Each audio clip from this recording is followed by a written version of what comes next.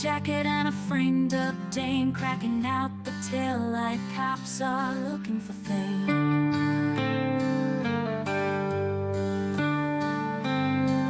Clap hands, clap hands, clap hands. Said hide, hide, don't you open the door. Son of a bitch is never coming back here no more. Bud Light in the bar and a Jeep on the street. We can always find a scapegoat here to take all the heat. Clap hands, scream, scream, 100 bad dreams. Everybody's butt dialing in their bed and jeans. A missing shoe and a cop's misplaced hat, and nobody's sure where Mr. Never Cracker at. Said hide, hide, don't you open the door. Son of a bitch is never coming back here no more. Bud Light in the bar and a Jeep on the street. We can always find a scapegoat here to take all the heat. Clap hands, clap hands, clap hands. Scream, scream, 100 bad dreams. Everybody's butt dialing in their bed and jeans. A missing shoe and a cop's misplaced hat, and nobody's sure where Mr. Never Cracker at. Sing, sing. What do you got? I think I can prove to a judge that both of these men had the mens rea. What the hell is a mens rea? It's a legal term the lawyers use. It just means the intention to commit a crime. Okay, come on, let's go. Mens rea? Put the cuffs on him. How could we have gotten mens rea? We take blood? Can you do it without taking blood? We both use condoms. How is this possible? I want to see a doctor. Can I have an independent blood test? Money! I feel sick. What are you doing? Mens rea! Oh! Oh! My God! No! Hey, good morning, good afternoon, good evening, good night, whoever you are, wherever you are, whatever you're doing, whoever you're doing it with, however many times you're going to do it, however good it feels, why you're doing it in the first place. I don't care. I'm just happy and glad you're doing it here with me, Legal Vices, on this little old channel we like to call Legal Vices because I'm pretty creative at things. Well, it's Wednesday. We had a day off from streaming, not because of any particular reason other than Law Talk with Mike was here in town, and I've spent a few days hanging out with Law Talk with Mike. He left Korea this morning, so until we meet again, vaya con Dios. Yeah, so that was fun. We just hang out, had some of the best steak in Korea yesterday, along with a bottle-ish of vodka, and so but we had fun. But we're here today, and we've had a little bit of time to process this, so we're going to be putting together a little bit of a panel here today, slowly but surely as the morning progresses. First, we have the panel waiting backstage, so let's do this real quick. Our like and subscribe poll here today. What'll happen in the future? No retrial, retrial guilty, retrial not guilty, and retrial another hung jury. Those are your choices for today's like and subscribe. We got 561 people here already for some strange reason. Thank you so much, peeps. Make sure you get down there, but only 200 likes, literally 350 if you hadn't done your job. So get down there, smash that like button while we bring in our guests, who are more important than me, because hey, you know, the guests are always treated with I don't know where I'm going with that sentence, so I'll just shut up and bring them on. That was a failed sentence. Aussie Overlord, welcome to the stage. G'day, Vice Squad. How we doing, peeps? He's hiding behind his camera for some unknown reason. Oh, happy? Yes. Aren't Rue? No, right. I'm not, because the grays and the beard are really starting to come through now. Off you fuck. And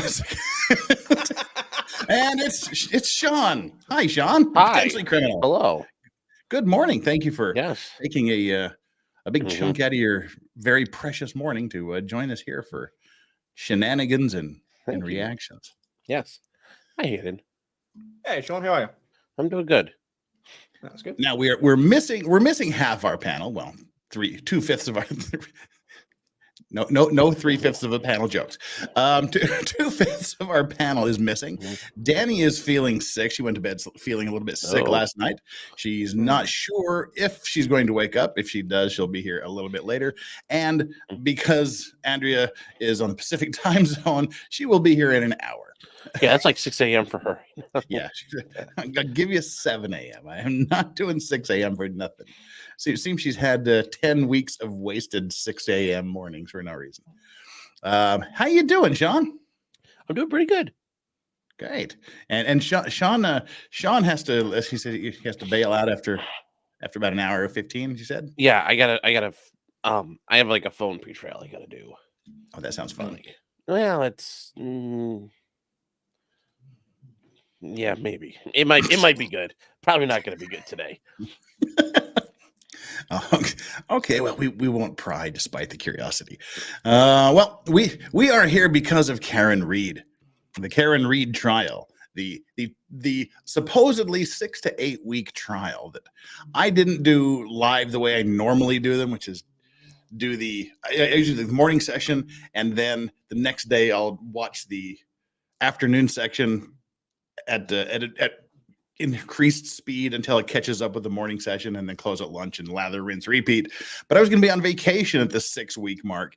Now I don't want to watch this stupid trial for 6 weeks, then go on vacation and have all the closing arguments and the jury deliberations and the verdict while I'm on vacation and can't do anything.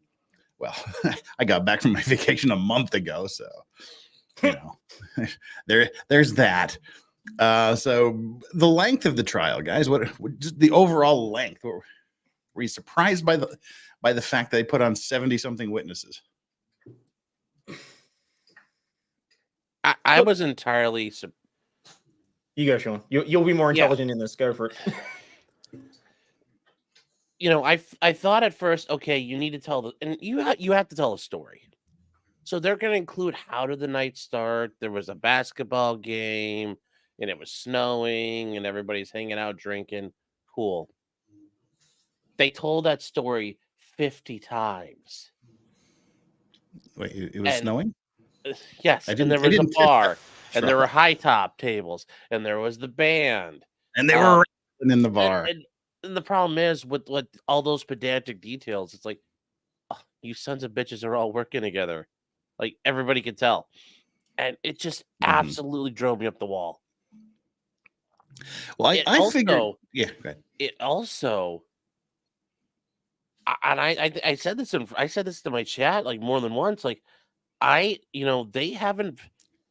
Yeah, okay. Karen killed him. How? And we didn't get to that till the very end, and it made absolutely no sense. They could have cut out half the people. They could have got rid of. Well, they could have got rid of the kids first of all. Yeah, the kids didn't seem to do anything. And if I'm Lally. I don't understand why you bring all these people up and there's going to be problems. Like with Trooper Proctor, he kind of brought up the issues Trooper Proctor had. But every other single person, like Brian Higgins, like, oh, I'm going to destroy evidence. Like, you bring that up because the defense is going to bring all this crap up. Yeah. But if you sit there and look at this and you have to do that for every single witness you have. Like the only, and I said this when I was watching it, the snowplow driver guy that the defense called. He's like the only honest man that works for the city of Canton, Massachusetts. Like he bumped the basketball hoop and he reported it. Yeah. Everybody else fucking lies and does whatever they want. and this was. I honestly thought they would have a lot more than this, and I was really trying to couch like there's got to be something just one thing that really screws Karen, and there wasn't, and I just kept on waiting. Like everybody's like, oh, it's all a joke, and I'm like, guys, there's got to be something here. They don't just do this, and apparently, they did. Well, I kind of did. Okay. Go ahead, Ozzy. I was just going to say they spent dozens of hours going on about the bar and setting up so that you would make the inference that Karen had driven drunk and that therefore it was a way of showing that she had run him over and that she was blind drunk and couldn't remember a damn thing. Do you see what's happened to the Alberts since then, though? Getting themselves banned from another bar? And catching assault charges. Yeah. That helps. That is hilarious to me, with how much time they spent trying to portray her as a drunk that was bad for the group and that was whatever else. And it's like, they didn't show a damn thing. We were 20 days into the trial, and they had all they had proven was she took a drink from a bar, it was in her jacket, and it was snowing. That's literally the only things that they had established. Well, yeah, and one thing I have established a couple of chats to get here through that started before we did. Jeff, hey Tammy Fayette, what's up?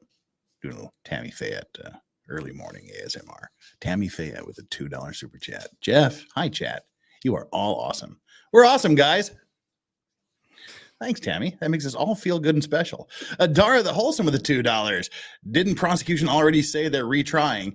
Well, okay. We'll talk more about this later. But just because they say they're retrying doesn't mean they're actually going to. I mean, they're not going to. They had a case.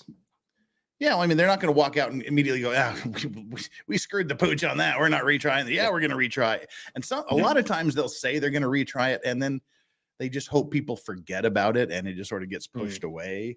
So we'll have to wait and see, but we'll talk about that. They can talk all kinds of shit right now about what they're going to do, but oh yeah, we're going to kick her ass. And then, they show up at the bar later that night. Well, I think I left my stove on. I got to go home. And Paige Price for the $2. New here, just saying hi. # free Karen Reed. Yeah. We're so glad you're here. New is always welcome. Thank you so much for giving us a try. If this is everybody else's new here, and if this is your first try, just get down there and smash that subscribe button. Subscribe, and we're doing fun stuff like the Alec Baldwin trial starting 1 week from today. Opening statement started. So cool. That one's gonna be fun. Yeah, because Morrissey and Spiro hate each other. Ooh.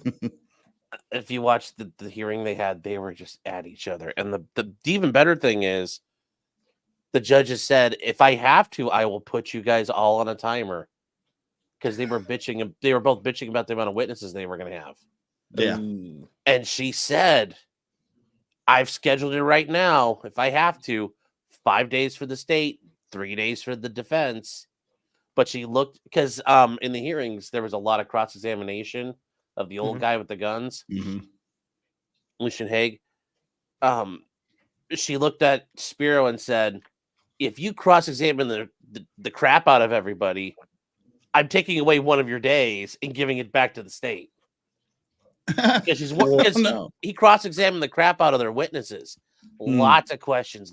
She's like, if you, she's like, I'm not going to let her burn up the clock, and I'm not going to let you burn up the clock. It's very, very interesting. Elsie Mara says the state just wanted to take a nibble. Taylorship Business. Hey, guys, for those of you that follow the Taylorship Business trial with me, guess what? Body cam footages are being released now. Oh, I thought you told me she won her appeal or something. Oh, yeah, no. No, just body cam footage is coming out for that. But do they throw the bucket? No, there's like her in the car saying really weird shit and things like that. Unhung Hero, what if any grounds did the state actually have? Well, that's a good question. None ish, but we'll break this down here as we go along. Yeah. And Bernice McConklin, why did I say Bernice McConklin? Where did the muck come from? Bernice Conklin, thank you so much for being a member for 12 months. It's great to have you here. Hey, Jeff, wow, a year already. How time flies when you're having fun. Well, I'm glad you're having fun. That makes me feel a little better. We got a couple more here, and then we got to get into the business here. We got to get into the show business. Jason J, just a few bad cops, right? Myth busted. Dara the Wholesome. So Canton City lied. That's never happened before. Well, clearly it has. And Richard Gruba. That's Gruba, Richard Gruba. You will count to 3. There will be no 4. EPC, can we get a Clyde wellness check? Clyde is sleeping right now, but I'll try to get him later. Clyde is sleeping in a farm in Vermont. Clyde has been rehomed. No, Clyde did not get rehomed. He's just being lazy. I'll see if I can grab him. You don't have to do ASMR anymore, says Tammy Fayette. Well, I kind of like it, so thanks, Tammy. Jonathan Irwin with the $2. ASMR. Yeah, Can they retry without Proctor's testimony? Oh, we're going to talk about that. That's one thing I want to talk about first of all. So yeah, well, I'm going to leave that one up there in the highlight bin. Amy's Positive Pathways new here. I live in Massachusetts. I don't know how they could find impartial jurors now. Also, before I followed trial, assumed involuntary. Commonwealth changed my mind. Innocent. Well, that's interesting. And I'm going to leave this one too because this is another thing. We might tackle this question first. Let's see here. Right, let's save those two. Amil, what's up with the 1,000? Hey, we got 1,000 concurrent, 1,100 concurrent viewers here and 400 likes, 600. Get on there and do that shit. You know, the like stuff and subscribe stuff. Thank you, Emil, for that. Amil, sorry, not Emil. Jill M's, $2. So, what's new? Will they try to bring the retrial? What new will they bring to the retrial? We're talking retrial here right in just a minute. Can't remember Gifted Legal Vices membership. If you got that, make sure you say thanks and hi to I Can't Remember. John Byrne, our emoji guy. Cheers to a great panel. Well, cheers to you too, John Byrne. Appreciate you being here for 12 months. And Hey Joe gifted 5 Legal Vices memberships. There you go. Make sure you give Hey Joe a super special thanks if you're one of those people. And finally, K Matt Red Queen with the $5. What if a retrial would be based on video of original testimony only, so no changes? Would they retry? So just instead of put the witnesses on, just replay video of the original testimony? Oh, that's an interesting theory. Could you imagine if they took the law and crime feed and just made 12 new juror members just sit and watch that? I kind of like that idea. Kind of like that. How would 12 different people come down on the exact same evidence and testimony? That would actually kind of be interesting. It would be a nightmare, but it would be interesting. I feel like that's something we could try and organize, but at the same time, how would we find 12 people that know nothing about the trial? Well, let's talk about that. Believe it or not, there are a lot of normies out there. Really? Yeah. Well, yeah, they're Hayden, we do this, but there's so many people out there. I got fucking kids. I'm trying not to swear because apparently YouTube's not liking that. I got kids. I got a job, man. I don't care. A lot of people don't care. Yeah. Okay. So a lot of people don't.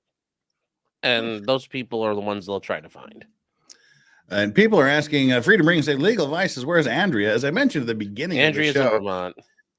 Andrea's been rehomed to a farm in Vermont, yeah. And she just happens to live in an even worse time zone than I do. She was supposed to be here about 45 minutes from now, but she's here. What's wrong with you? Hey.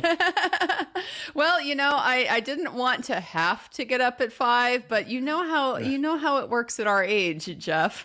Yeah. You get in a habit, and then it gets a little hard to break. So it takes a while to get out of it. Here I am, wide awake anyway. So. Well, good morning. Good morning. Pleasantly surprised to see you here early. Well, how you guys doing? Doing pretty good. Yeah, and in your like adrenaline, fade. Yes. Hey, Sean's anticlimactic conclusion. Yes, Sean's in pregame. He's got a preliminary hearing coming up in 45 minutes. So no, just a pre-trial, not a preliminary hearing. Okay. Oh God, no! I don't want to have to actually leave the house. Well, we were just talking about, we're just going to raise this issue here. Live in Massachusetts, don't know how they could find impartial jurors now. And also before the trial, it assumed involuntary. Now they changed my mind to innocent. That's an interesting question. So everybody in Massachusetts has clearly heard about this. My response would be, you can have opinions, you can be partial, but the question is, can you set that aside and listen to the evidence and render a verdict based on the evidence rather than your biases? Panel peeps, what's your take on that? I mean, if we take it from the jury, clearly at least one person couldn't set aside their personal biases based on the last note from the jury. So I don't know. I still think, guys, that the amount of people some guys like, yeah, I heard about this. I'm taking my kids to soccer practice. Like, okay, she hit somebody with a car, cool. There are so many people out there who don't know about it or didn't give a crap about it. They will find 12 jurors. It will not be that hard. Well, one of the dismissed jurors, they said, I heard them say they were juror number 420. So apparently they brought in hundreds of jurors already to see these 12. For a case, you definitely do a pool that big. Andrea, can she get a fair trial, and how? This is an area where I am coming around to the view that the law is extremely behind because just a juror being able to come in and state the magic words, I can be fair and impartial, doesn't mean that those words are true. It doesn't mean that juror is lying.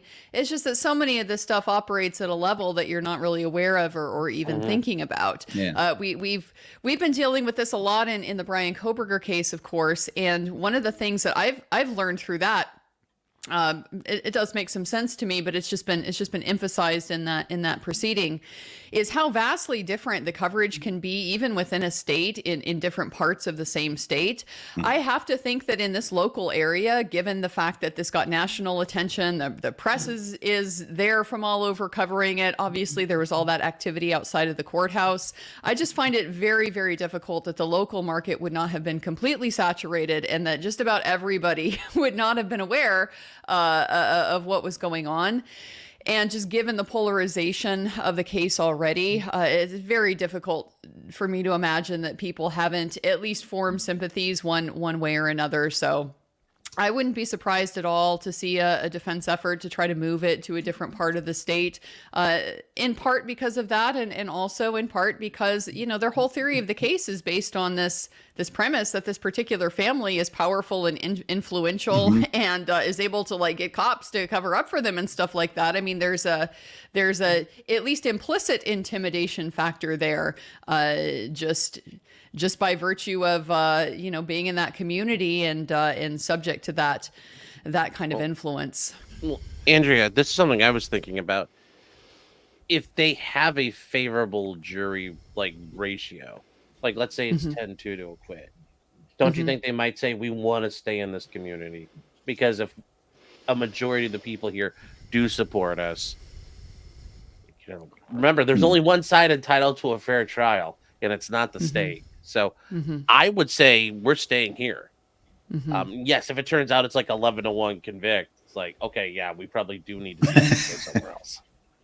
But I think if they can find it, they'd stay.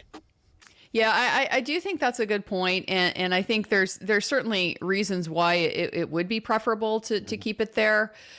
I think it's just going to come down to, the likelihood that it's going to be as good or better an outcome there than potentially somewhere else. They certainly don't want to go through it again and hang again, So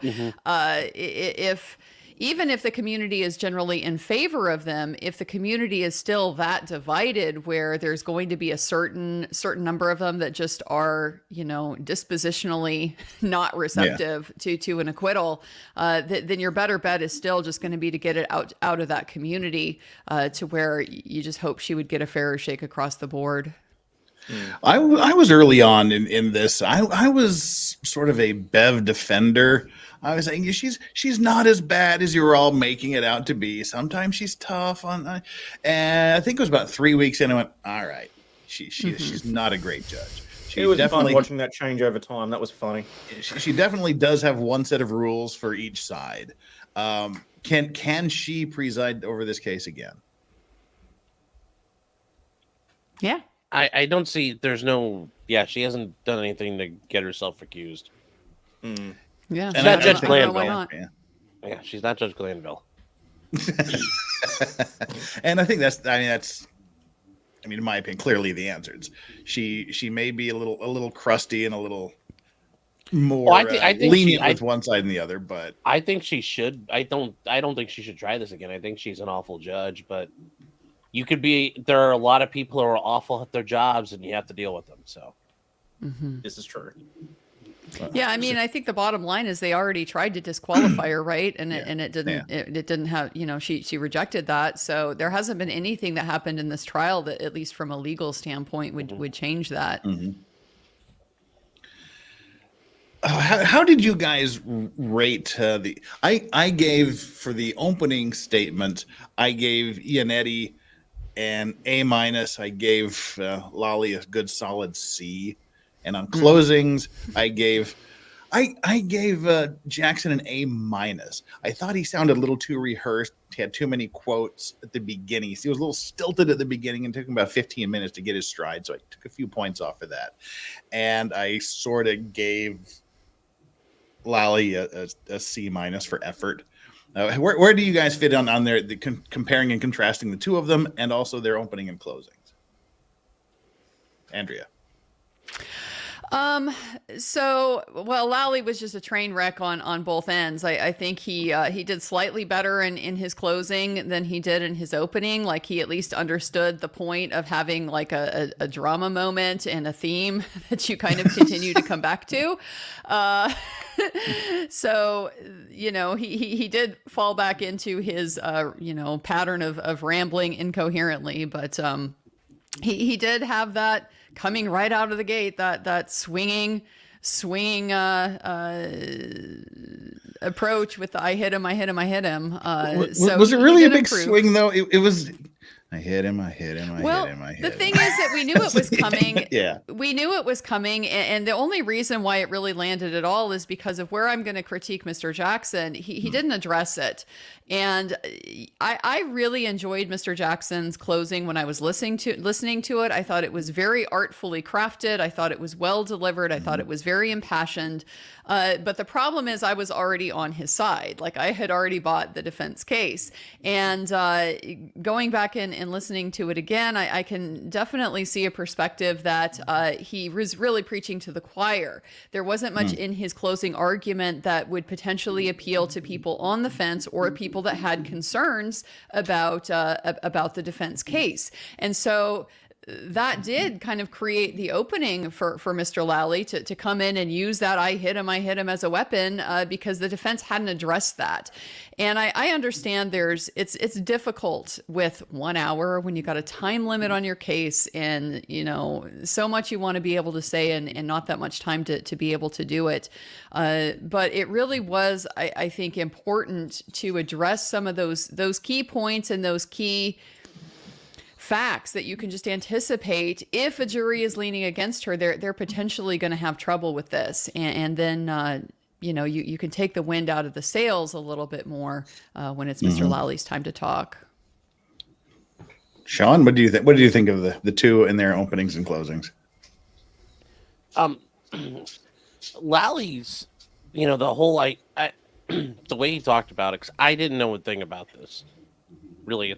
This trial, like, I'd heard all the nonsense, so I was expecting a lot more, and like I gave him like a B, but because based on the way things turned out, I'm retroactively going back and be like, okay, this was garbage. This is really garbage. You lied.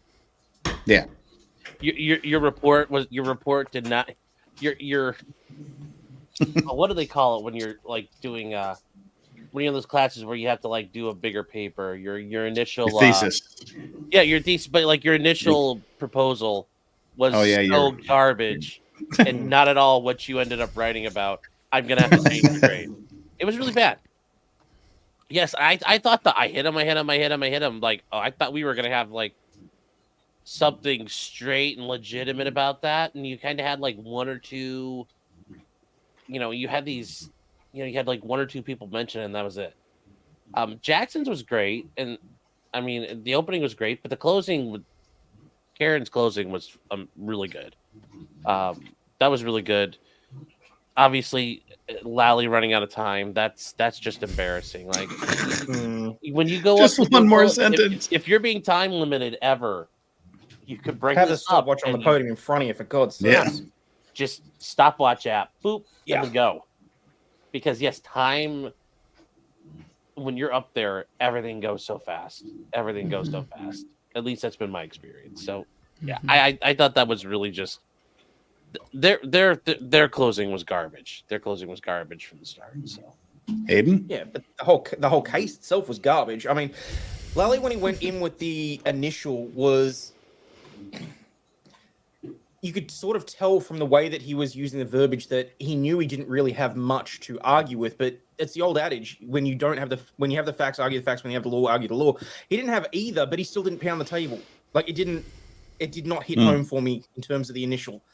And then Yannetti getting up there, walking in, and like the opener, Karen Reed was framed before even like introducing himself. It sort of set the stage for what you could expect from him. He walked through it, and then with Jackson, it was. Look, it probably wasn't the best that I've ever seen, but it was fairly, I would consider it fairly reasonable. And yeah, having the defense, the closings, just the way that they were, Lally may even need someone to walk him through how to do a proper one, frankly, just to make sure that he's got everything he needs. Well, that's an interesting thing too. Do any of you know if Massachusetts, because it's normally the prosecution, defense, prosecution, end. Does anyone know if that's just what they do? If that's the way it always is defense then prosecution, or if that was a genius strategic plan by? No, it's in their rule. That's how they do it in their rule. Wow. I was so like perplexed by this process, and that's exactly what I wondered. Like, did Lally just reserve his whole rebuttal to go at the end or something? Which I thought was a genius approach, so he can't be torn apart. I thought we were going to give him some credit for doing something really good there, but no, that's just how the Commonwealth does it. Yeah, kind of strange, but yeah, Jeff. Every state is weird. Like in Connecticut, you don't have opening statements. You just go straight into a case. So, really? Yeah. Huh. All right. Wow, that's odd. Well, we do have some. I guess we can address the 800-pound Proctor in the room. We have some debates in chat as to what's going on. He has not been fired. Correct. Not been fired officially. He's on a paid vacation. He's on a paid vacation, which is what happens with corrupt cops that have collective bargaining agreements. Yes, he's being sent to the farm. They're negotiating his golden parachute as we speak. Watch this space. He is gonna get some kind of deal cut where he's gonna get some type of pension, some type of retirement, and that's gonna be how they put it to bed. And have you guys seen the State Police Association's comments? Mm-hmm. Oh, he probably did do nothing wrong. He a nice boy. Yeah, let's read through these. I don't even have to see it to know what they're saying. You don't have to, but we're gonna. He's such a nice boy. We're gonna see the best trooper ever. Statement from State Police Association of Massachusetts on Karen Reed trial and Michael Proctor. On behalf of the 2,000 men and women who comprise the State Police Association of Massachusetts, our thoughts are with the O'Keefe family. The loss they have suffered is immense. We remain hopeful that justice will be served so the family receives the closure they deserve. That's a righteous indignation there. The trial shined a bright light on our judicial process and the nuances of legal proceedings. It also blurred the lines between fact and innuendo presented during the defense of the accused. While the courts consider next steps, the focus has shifted to yesterday's disciplinary action taken against Trooper Michael Proctor. It is our understanding that this discipline came as the result of the trooper's private text message exchanges that were made public during the trial. Well, are we victim blaming? Are we defense blaming much there? A little bit. If it hadn't have been for you meddling kids, nobody would have known this horrific stuff about us. That's the most disingenuous thing I've ever seen. This is just horrible. It's just all because it got leaked. That's all. We also understand that it has no relationship to salacious allegations of cover-ups, collusion, or conspiracies offered by the defense. The gaslighting here, it's just next level. He says in the text messages, the homeowner isn't going to get any heat. He's a Boston cop too. They confess the cover-up in the texts. It's right I'm there. not going to be gaslit on this. It has nothing to do with the defense theory. It's right there. Yes, I'll make it stick. She's going down. Yeah. She's yeah. Yep. I hope she's going away. Yeah. It's this does not reflect reality. They cannot possibly have drafted this with a straight face. These guys should have worked for Dr. Disrespect. That's what I can tell you. The association is proud of the work our members do each day, as well as the fact that our Massachusetts homicide I'm solve rate sure. is the envy of the country. Well, gee, why is it so high with people like Proctor on there? I Yeah. wonder. You know, No, Jesus. Well, because when cops are involved, you just call it a suicide instead. Well, yeah. Oh, At the same time, we must be clear that we do not condone the language used in text messages presented as evidence during the trial. I think what they meant to say, we don't condone the use of those in trial. While these matters evolve, we remain committed to representing the interests of our members and will continue advocating for an educated, highly trained, and diverse workforce, including those that study forward. To serve the Commonwealth with pride and distinction. I really got a kick out of Jackson referring to Trooper Paul as Boston's best and brightest. I thought that was kind of amusing. Jackson did in his closing arguments. You have people like Boston's best and brightest, Trooper Paul. That was good. I did enjoy that. But, so, what do you do with a problem like Proctor? You know, what do you do with him? You can't go away. I mean, people are saying you can't possibly call him. You have to. Somebody's calling him. This can't go away because remember, Buchanan said he did enough. Like when he was on the stand, he said Trooper Proctor did things. That's why Proctor had to come in. Mm-hmm. Proctor's not going away. Remember, Buchanan's testimony about what happened and how it happened, that's all locked in. So Proctor has to come back, and this is once again the state's got really, really shitty witnesses. There's nothing they can do about that. And if they don't bring him up, the defense is going to throw him up there. Well, that's it. If you're the prosecutor, do you call him? You have to be the one to get in and try and rehabilitate as much as you can, but it's not going to help because as soon as he's up there, the first thing the defense is going to ask is, "Hey, by the way, as a result of all these circumstances, weren't you relieved as a? Didn't you no, it's even better, Hayden. You do. Hey, Trooper Proctor, you're not Trooper Proctor anymore, are you? No. Where do you work? I work at I work at a car wash. Really? Work at a Cinnabon in Ohio. Did you have I work at a Cinnabon. Well, I think what's going to happen in a retrial is that Lally, I mean, we can just already see from the statement and even the statements that we got from the Massachusetts State Police and so forth, that they're just blaming the words. You know, they're not taking any accountability for the problems with the investigation that his attitude reflects. So they'll just minimize it. Oh, he used some bad words, you know, and because of that, he suffered some professional consequences because it's, you know, we can't tolerate that among our troopers. But I think what's going to be interesting the second time around, though, is that they have a lot more breathing space now to potentially look into Buchanan. And where I am particularly interested in them looking into Buchanan is with that Sally Port video and just the peculiar circumstances under which that seemed to have gotten inverted and somehow presented into evidence and initially presented as authentic. They have all kinds of time now to you know, do discovery into that and potentially get some answers to exactly how that came about. And there's no way around the timestamp on that being proper. There is no deliberate way around. Does anyone think that it'd be worth the sanctions to ask the question, hey, do you know whether or not the FBI investigation has been concluded yet? Well, yeah, you got to be careful about that. But do we know exactly what the FBI investigation is? What the scope of it is? I haven't checked it out yet. Well, the DOJ, and I mean, the DOJ loves nothing more. The U.S. attorneys love nothing more than nailing the scalps of local police officers and local district attorneys to their door. They love that opportunity. And I'm sure they're just rooting around looking for things.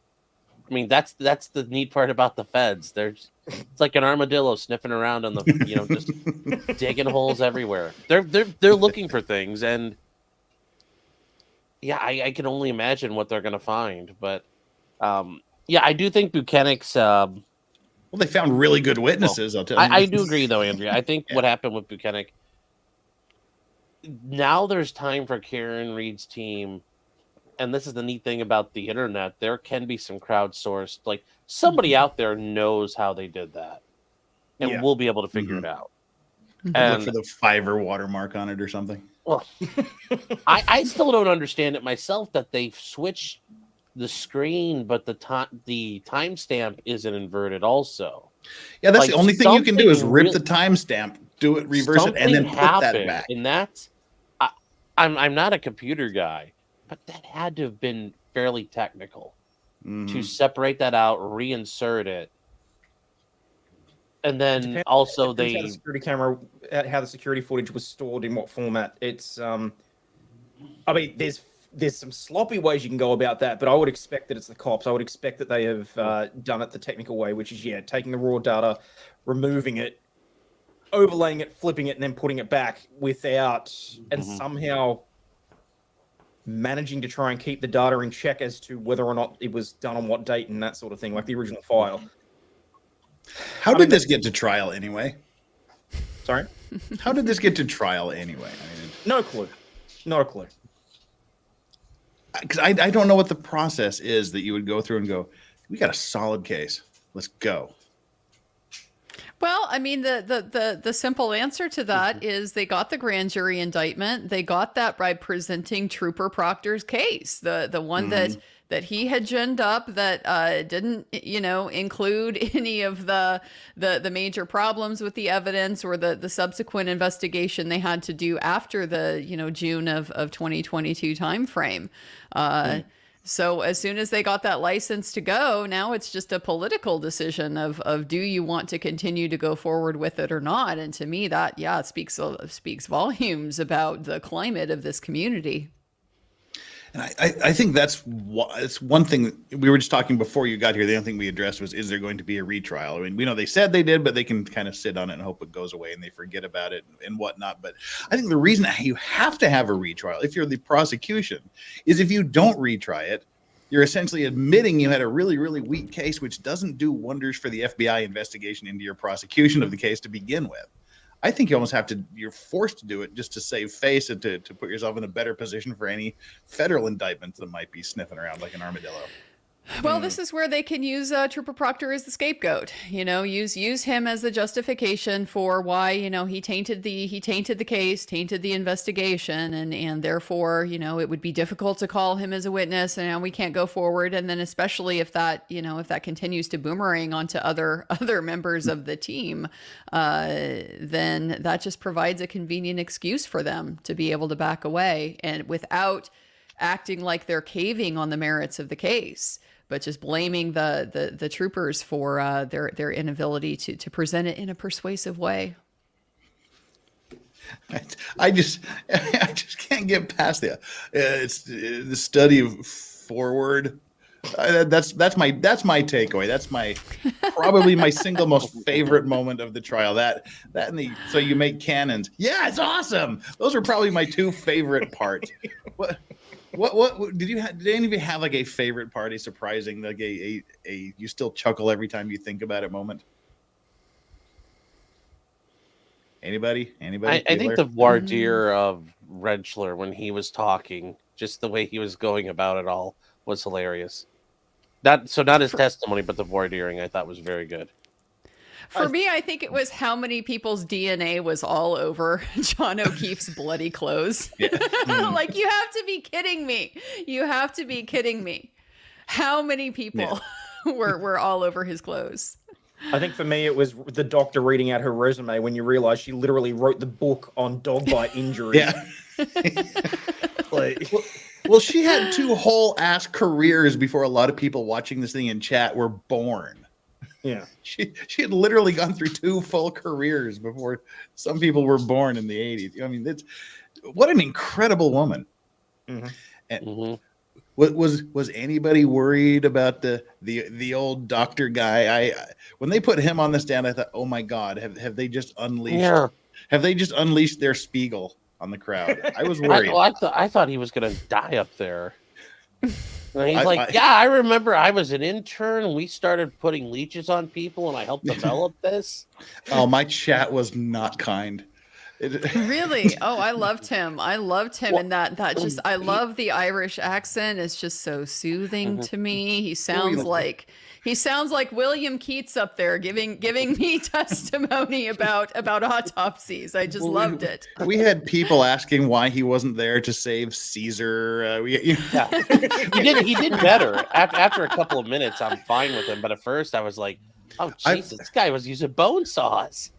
Yeah, well, he had to clear the cobwebs out, get things moving Trauma in the brain surgeon at again. Gettysburg. I really was worried that it was going to be a Dr. Spiegel moment, and I mean, oh my God, this guy's going to kill their case. Just his presentation and the Darth Vader thing. But when you started to be able to listen to him, dude was sharp as a tack. And again, it's like I'm practicing medicine in Malawi in 1973, and I'm thinking, holy shit, I'm old, and I was 4. I was 4 when this guy was being a doctor in Africa.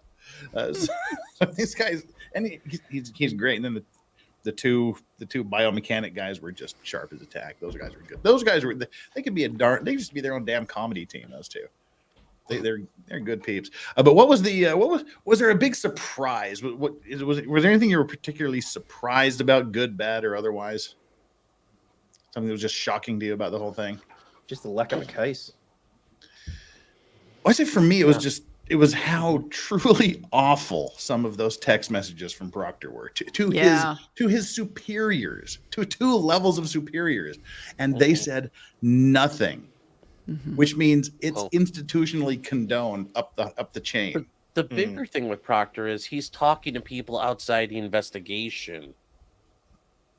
That was one of the bigger things for me. That he's okay. I can understand him talking and having banter with his boss or his partner, but he's talking to the guy he plays pickup basketball with, every other week.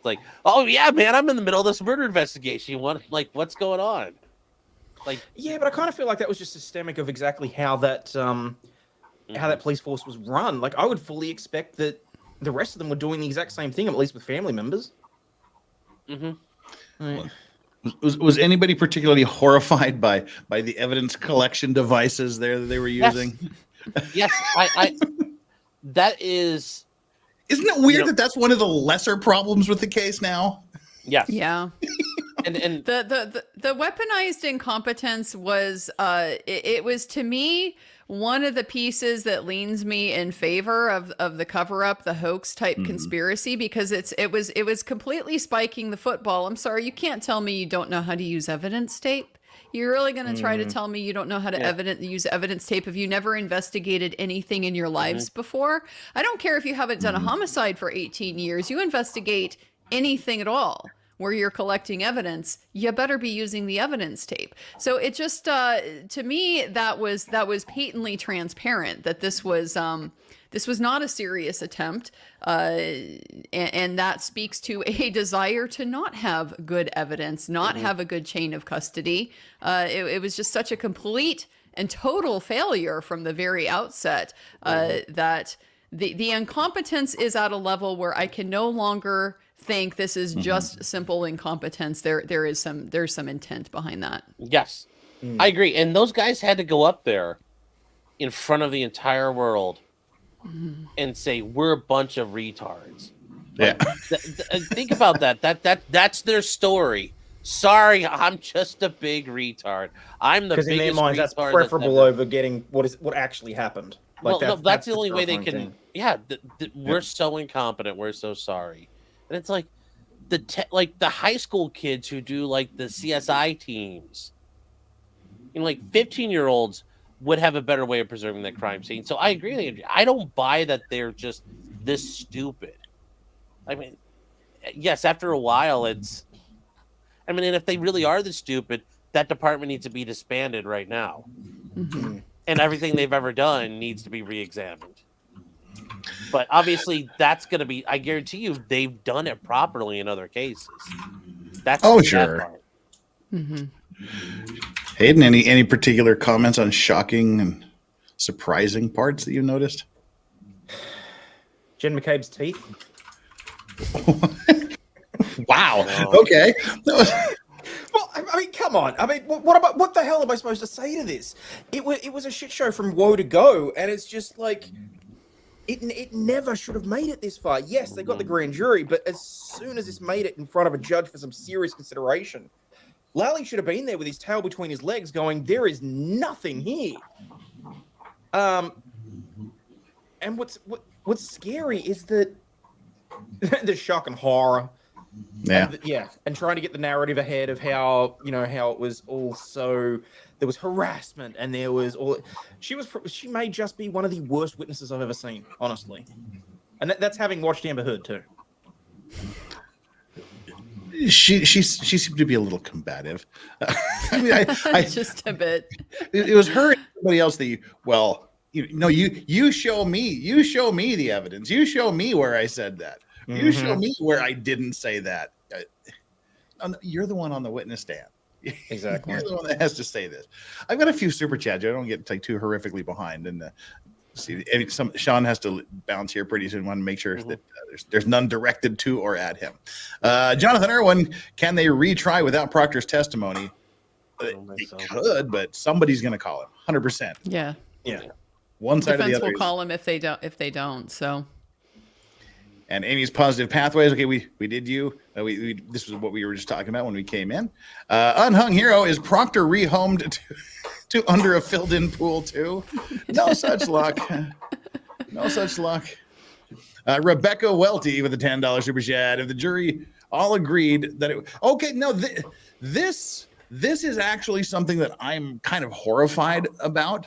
I'm going to leave this here, and we're going to come back to this. And that'll be our next topic for discussion. If the feds uncover more evidence, can it be used in retrial?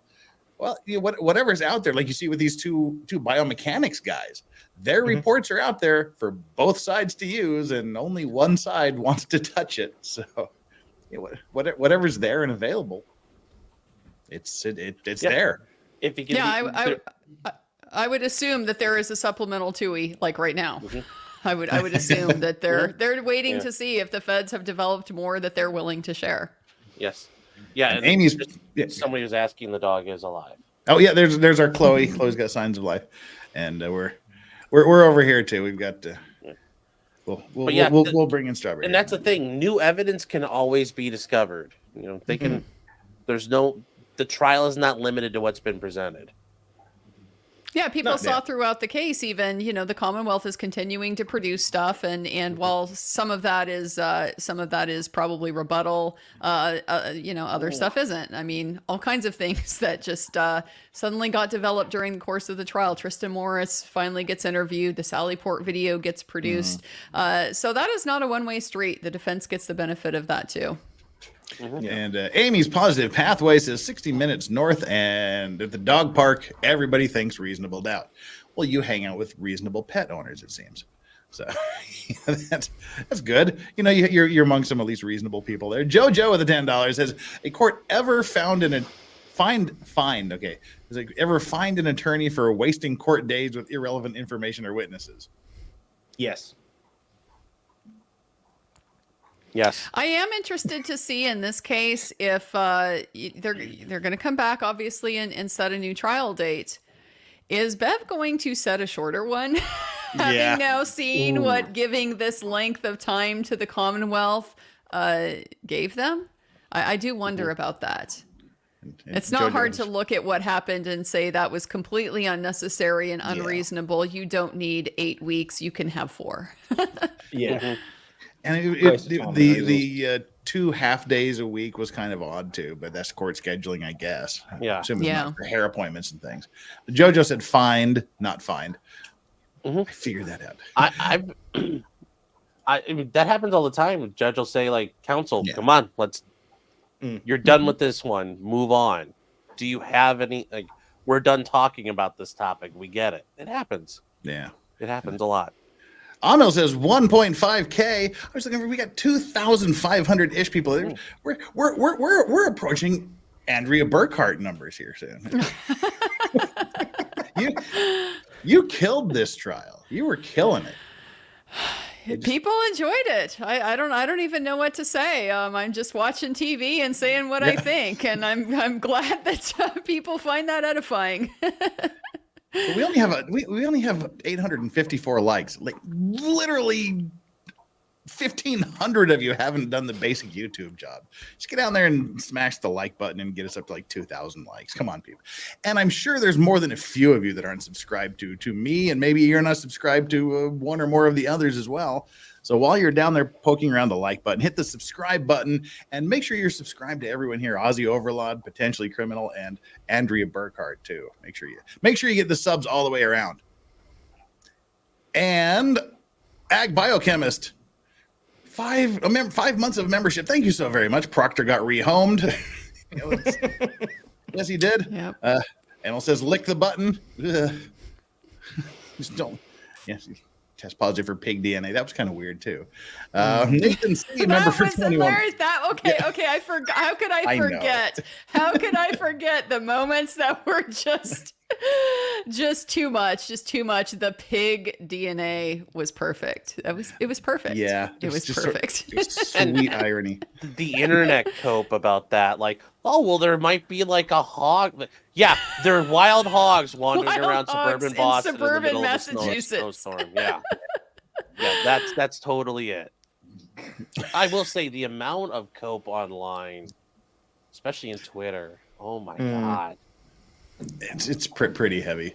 Yeah. Nathan C, member 21 months. State Police Association of Massachusetts spam. The state police handles bad cops like the Catholic Church handles the bad apples. You're fired. Guys, that's a common thing with police everywhere. That there's it's an accountability issue, and you get these itinerant journeyman cops who they just scumbag their way through a career, and then like Proctor could be like this. They probably won't revoke his post certification. He can probably go work in Canton. Actually, I bet he will go work in Canton. Well, I mean, how many times does that happen with other cases involving bad cops? You find out that they were booted out of 3 or 4 other places before they did the really horrible thing that landed them on the news. Jeff, can I go on a small rant here on your channel? Oh, please, rant away. Let me hide this. This is why I hate politics. This is why I don't get involved in the sides and the so forth and stuff like that. Because for anybody who is actually interested in police accountability, it's certainly been a very noisy type of issue from the left, more from the left than from the right. And yet you will never in a million years see this particular issue being addressed, because this would target one of their political allies, one of their sacred cows, unions, and particularly public sector unions. So instead, they want to focus on issues like qualified immunity that are tangential at best in terms of like the extent to which they actually influence law enforcement behavior, whereas systems like this, collective bargaining that is there to protect bad cops and to provide them with golden parachutes on their way out of the door instead of accountability. This is why there are bad cops all over the country. Like Sean is saying, this is not limited to Massachusetts. This happens absolutely everywhere. And so I get so frustrated because everybody, I think, can look at policing, it doesn't matter what side of the political aisle you're on, and see that there are issues that need to be addressed. There are problems here that need to be solved. Everybody agrees bad cops shouldn't be allowed to be cops anymore. But instead of doing what you actually have to do to fix the problem, instead you just play these political games where you act like you're fixing something that doesn't go to the core of the issue that really needs to be addressed to solve it. So it's very frustrating. It's very annoying. I really hope this gets people's attention. I would love to see Massachusetts look at this and think to themselves, this is appalling. We should not be tolerating this. What the hell? That's my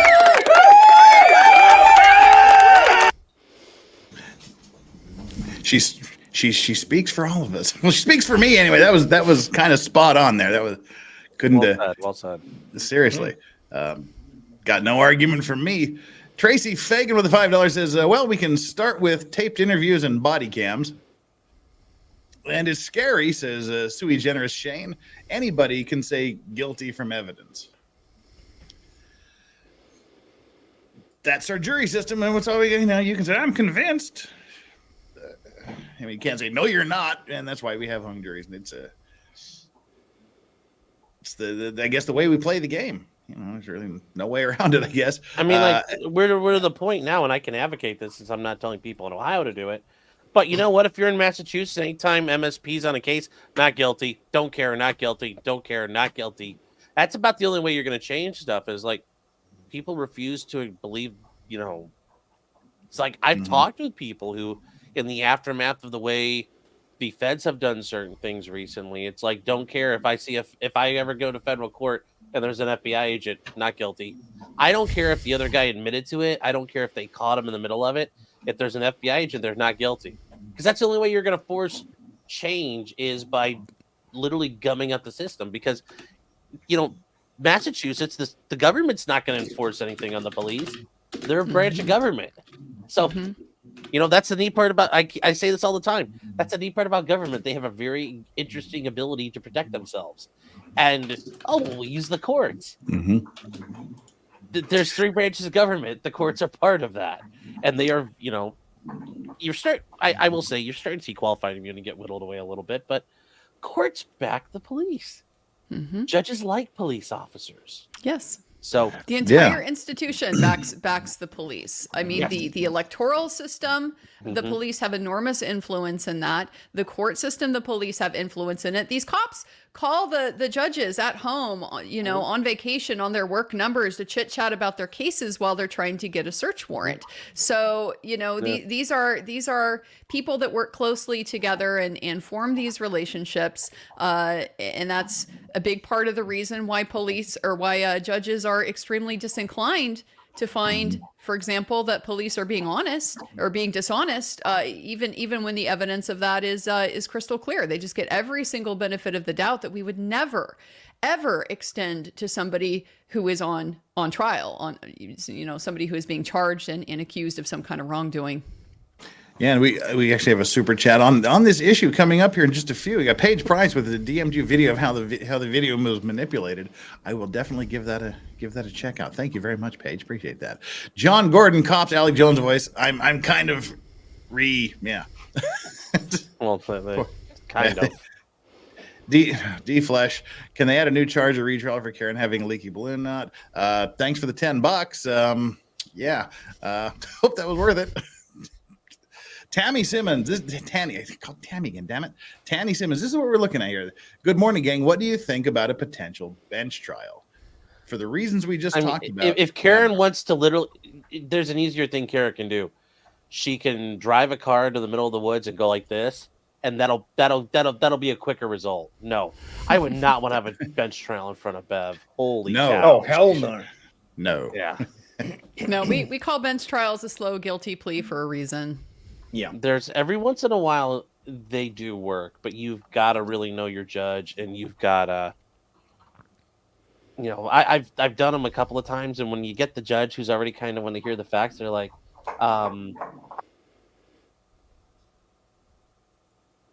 got the dog going to town on in cases where there are factual disputes, you're way better with the jury because you got to convince 12 people instead of just one. The judicial trial is sometimes acceptable when it's about like a fairly distinct legal issue, whether the evidence is really sufficient to meet an element or something like that. But a case like this where it's which side are you on? No, I am never in a million years going with the judge who probably gets campaign donations from the police union. Well, I mean, it's not even that. I mean, I very, very occasionally use Jeff, I bench need to trials step out for real quick. I'll be back. All right. But I mean, even for that, it's where there is merely just a very clear fact of law that needs to be decided. You're not like we actually had a study done here not that long ago where how the judge did this, how the judge came to a conclusion, or what sentence they did, and that sort of thing, was entirely dependent on what the judge had for breakfast that morning, or how close it was to lunch, and that sort of thing. And the statistics on that were very disturbing, frankly.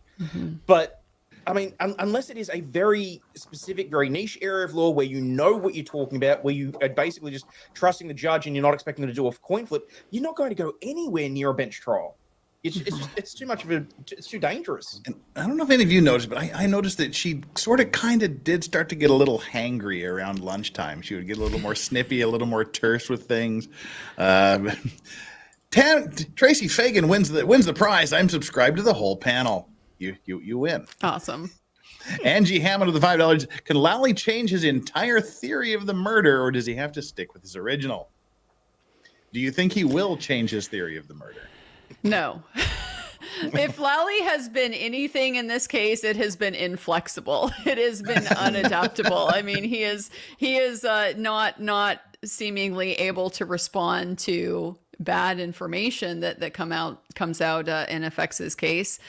There's legally nothing against it. It's just that if, for example, Trooper Paul gets on the stand and now he's got a different theory of how this accident happened, they're going to be able to bring up, you testified in an earlier trial about a completely different thing. So now you're just being wishy-washy. You're all over the place. What are we supposed to believe?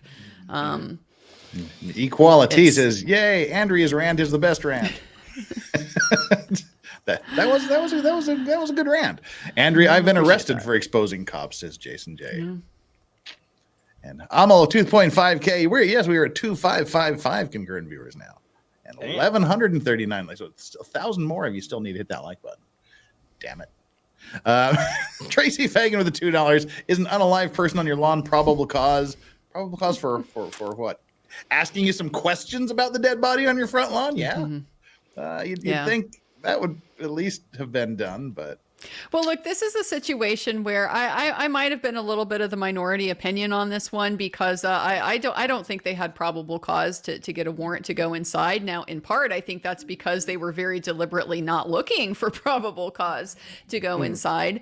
But to me, that it's kind of a side point anyway, because you would just ask. You would ask for permission to do that. You'd ask for a consent search, and not doing that to me when this was known to be his destination. That just seems inexcusable. And armchair lawyer. Canton Counsel had a meeting about a police audit. One man who trains officers said solo cup use was okay. Oh, Jesus. All right. Well, here's something to think about. Gen X Chick says 2023, Yuri Buchanan, $211,000.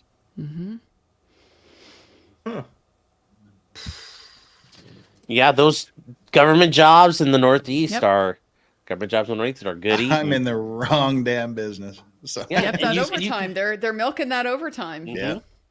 And you could be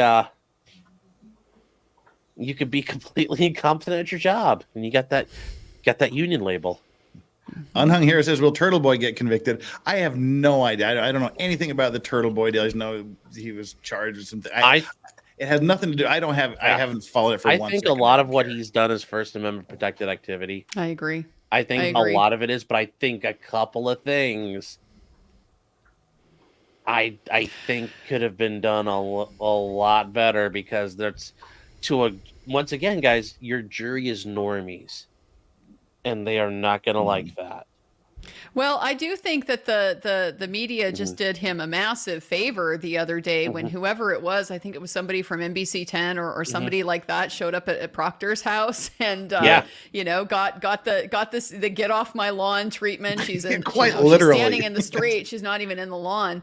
But Turtle Boy makes an excellent point that this is conventional classic media activity, and when he does it, he gets charged with witness intimidation. That is some of the basis for some of those charges, is that rolling rally, that he did, where he showed up at the people's houses. So I think that's a good counterpoint to show, look, you charge it sometimes, you don't charge it other times. And let's put on our critical thinking caps about why that might be.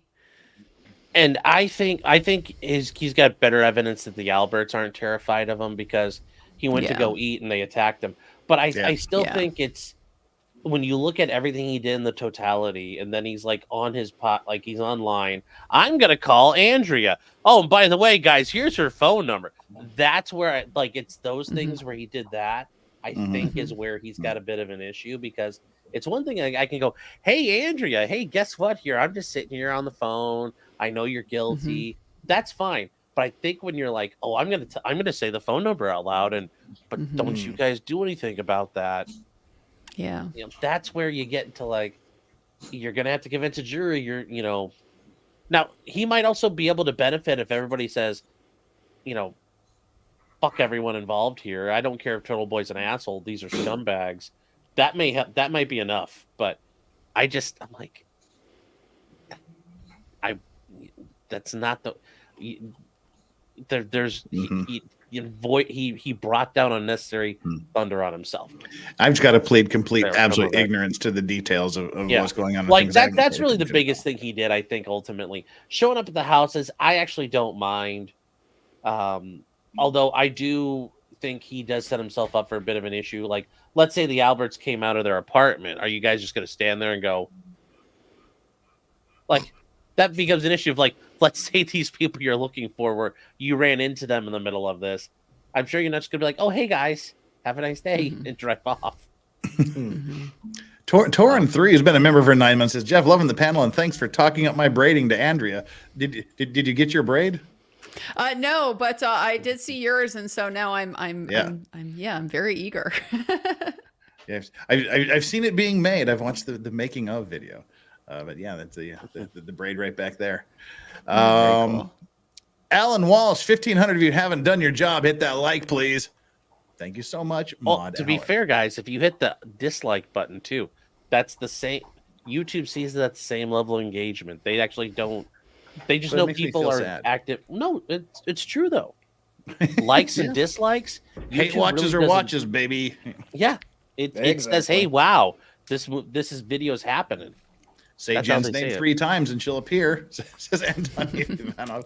Now, I have one more chat here, and then 2 chats that are our next subject that I desperately want to talk about because I've got feelings about it. First, Jonathan Drennan with the $10. How does the panel feel about the Fed investigation? Will it put extra pressure on the Commonwealth to retry? Would there be any concern that dismissing the charge bolsters the Fed case against the CW? I talked about that for myself, and I think yes to your answers. What do you guys think? Does this put pressure on them to retry? I don't really see an issue that dismissing would bolster the Fed case. I think the real concern here is just the timing, because we don't know the status of the Fed case. We don't know where they're at. We don't know if they're ready to move. We don't know if they're still investigating. We don't know if they have anything, indictments that are sealed that they're just waiting to unseal. Like, it's all extremely opaque. And so I think the risk really to the Commonwealth is that you go back to trial again, if these people that you're putting on the witness stand are either directly or indirectly targets of that investigation, you're playing into the perjury trap. I mean, just because they've committed perjury once doesn't mean, they can't be charged again for doing it again. And so that, I think, is the risk. If the feds were to come down with something in the interim here, you just increase the likelihood that more of your witnesses are going to need to take the fifth. And then, that's going to create a problem with your case being able to go forward. Yeah, and it's going to look really bad if in the meantime, because remember, they have up to a year.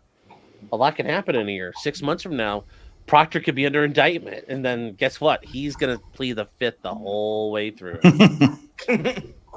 True. So, it's really dependent on. And the thing is with the feds, they move. Like, they're moving, but you don't know where they're at. And then all of a sudden, it's just boom. Yeah. They're there. So, Aiden, what were you going to say? Oh, I was just going to say the other factor in this as well is the DA himself. I mean, I feel like he put his neck out on the line, basically making those PR statements saying that, they had to nail Karen to the wall and all that sort of stuff. But I mean, do I think that it might put pressure? Yeah. Do I think that it's going to change things? No, I don't. I think that you're right. If anything happens in between now and then, as Sean said, a bunch of people are going to be pleading the fifth, but yeah, Morrissey's under investigation. I think when you're in an area where the DA himself is under investigation, and if they can somehow find a way to work that in, maybe, I don't know, but yeah. Well, I think what's interesting about the Fed investigation is because, from my perspective, I can kind of see it as being in different phases. There's a phase of the investigation where it's surreptitious. They don't know that you're watching. Well, that got outed a little bit ago, and now everybody knows that they're watching. So there's a whole other kind of investigation you do where you watch what they do now that they know that you're watching. And so a whole kind of set of new information that can be gathered through that process that, we would expect would have started only after this initial 2E disclosure outed who they're looking at and why. Now, these two chats raise a very, very interesting question that actually kind of disturbs me a lot. Rebecca Welty, this was a long time ago. Sorry to take so long to get to it. Rebecca, if the jury all agreed that it wasn't second-degree murder but didn't check the box before mistrial, does it matter? And Jim Green asking another version of that question, did the jury have the option to find not guilty on murder too, but was deadlocked on the lesser charges? I hate this. I hate lesser included with a passion because, let's say they all come back and they say, no, it's clearly not guilty of second-degree murder, not guilty of vehicular manslaughter, not guilty of the manslaughter under the influence. But maybe they were hung up on the motor vehicle homicide charge, which is the least of the charges. We don't know. They can still retry them for something that the jury unanimously agreed they didn't do. I hate that. I hate that it's just everything. Go ahead, Andrew. There's a little bit of confusion about this one because there's a couple different things going on. So first off, you have 3 separate charges in the indictment. The murder 2, the voluntary manslaughter, and the leaving the scene of a crime. Those are all separate crimes. Yeah. They all got 3 separate verdict instructions. Each one had a guilty, not guilty option available for that primary charge. So if that is what happened, if they had agreed unanimously on not guilty, they would have checked the not guilty box on the verdict form. Not having done that, there is really not going to be an argument that they like implicitly acquitted her on that. The issue had to do with count 2 because count 2 had lesser included offenses to it. So it was voluntary manslaughter, or in the alternative, involuntary manslaughter, or in the alternative, the motor vehicle homicide. And so each one was like a lower degree of culpability. That form is the one that had the problem because it only allowed not guilty to be all or nothing. You either acquitted her of the manslaughter and all of the lesser included offenses, or you found her guilty of something. And that's not legally like what the jury is required to do. They don't have to be all or nothing. They can acquit her on some of those graders, and then potentially, they can't reach agreement on one of the lessers. And you're absolutely right that if that had happened, constitutionally, she can't be retried for anything that the jury acquitted her on. So I had a major problem with this verdict form and the way that they had that particular option for count 2 presented to the jury. I very much hope they fix it the second time around. I think they got lucky that they didn't get a verdict on murder 2, because if they had, I think it would have opened a real can of worms about what realistically was available to the jury as an option for their verdict on count 2, and is that consistent with but do we know they're allowed to do? Do we know they got hung up on the first charge on the murder? It sounds like it. There's no indication they didn't. They said they were deadlocked, and they returned no verdict on any of the charges. So that's really all we have to go with. Yeah. And based on what the way Bev said it, it sounds like they couldn't agree to anything one way or another. But I just feel like that wasn't explicitly said. Well, it wasn't. There wasn't like an explicit statement of it, but the way she phrased it in the note, we are unable to come to any verdict on any of the. Like, I think the way the note was worded indicated we can't agree on anything. I mean, like they couldn't. I bet they can't even agree on lunch there. But no, I don't think they could agree to anything, and we'll find out more. Eventually, one of these jurors is going to talk, and one of the jurors gave a brief. They spoke apparently like off camera to one of the reporters and up there. I didn't see that. But it was very, very basic. It was very very minimal. Oh, the alternate. Yeah, that the spoke? alternate. Yeah. That was that's all we know. That's all we know right now. One of these jurors is going to speak. I mean, if they're smart, they better be booking it out soon because CNN ain't going to pay 100 G's, 2 weeks from now. You better do it quick. Just saying out there if you're listening. And hey, feel free to come on my channel anytime you want, jurors. Aussie Wombat gifted 5 Legal Vices memberships. Oh, thank you so much for that. That's on you, Wombat. Are there any other kinds of wombat? I don't think there's any other kind of wombat, though. It's a name, Sean. Don't read too much into it. I know. I'm just saying, though. Like saying an Aussie kangaroo. I'm like, deep thoughts. Tara Rayner with $2. So many asses calling other asses wicked legit. Yeah, there's a butt dial problem going on there. I've probably maybe since the advent of smartphones accidentally called someone maybe twice, but 7 times in 19 minutes. And when you have one guy accidentally butt dial a guy, and then that guy accidentally butt dials the other guy back and somehow hangs, how could anyone possibly give them any credit? Yeah. Well, let's talk about the destruction of telephones. Like 2 people just randomly, coincidentally decide to offload their cell phones the day before a court order telling them not to do that. And one of them even takes it to a military base and chucks things in allegedly separate dumpsters. That just coincident. Oh my Lord. Guys, what do you do? What do you do with that? Explain to me what the reasoning behind that would have been, because I don't think that would necessarily be an issue here. Like someone was saying that because it was a military base, it was federal property or whatever, and it had some issues in terms of evidence gathering. Well, it's harder to find. It's just harder to get to, harder to access. Like if the state wanted to get in there, the defense can't really go up to the DOD and say, "Hey, I want to go root through the dumpsters." The DOD's going to tell you to fuck off. So yeah, and their federal government, they have the same TUI types of protections as the FBI does. They don't have to listen to a state subpoena. You can try to subpoena your way onto a military base all you want. They're not gonna respect that. It's not gonna happen, but it'd be hilarious if the FBI had that phone and SIM card. That would just be hilarious. Proctor is used to taking the 5th of booze. Well, yeah. What is with the condoned drunk driving in Massachusetts? Literally, all of the cops on the stand admitted that they got liquored up and drove back to Albert's house. And apparently they were. I mean, we're talking about 0.28, 0.27s. Yeah, all these guys were toasted. Yeah. Rough trial. I was watching 5 streams a day.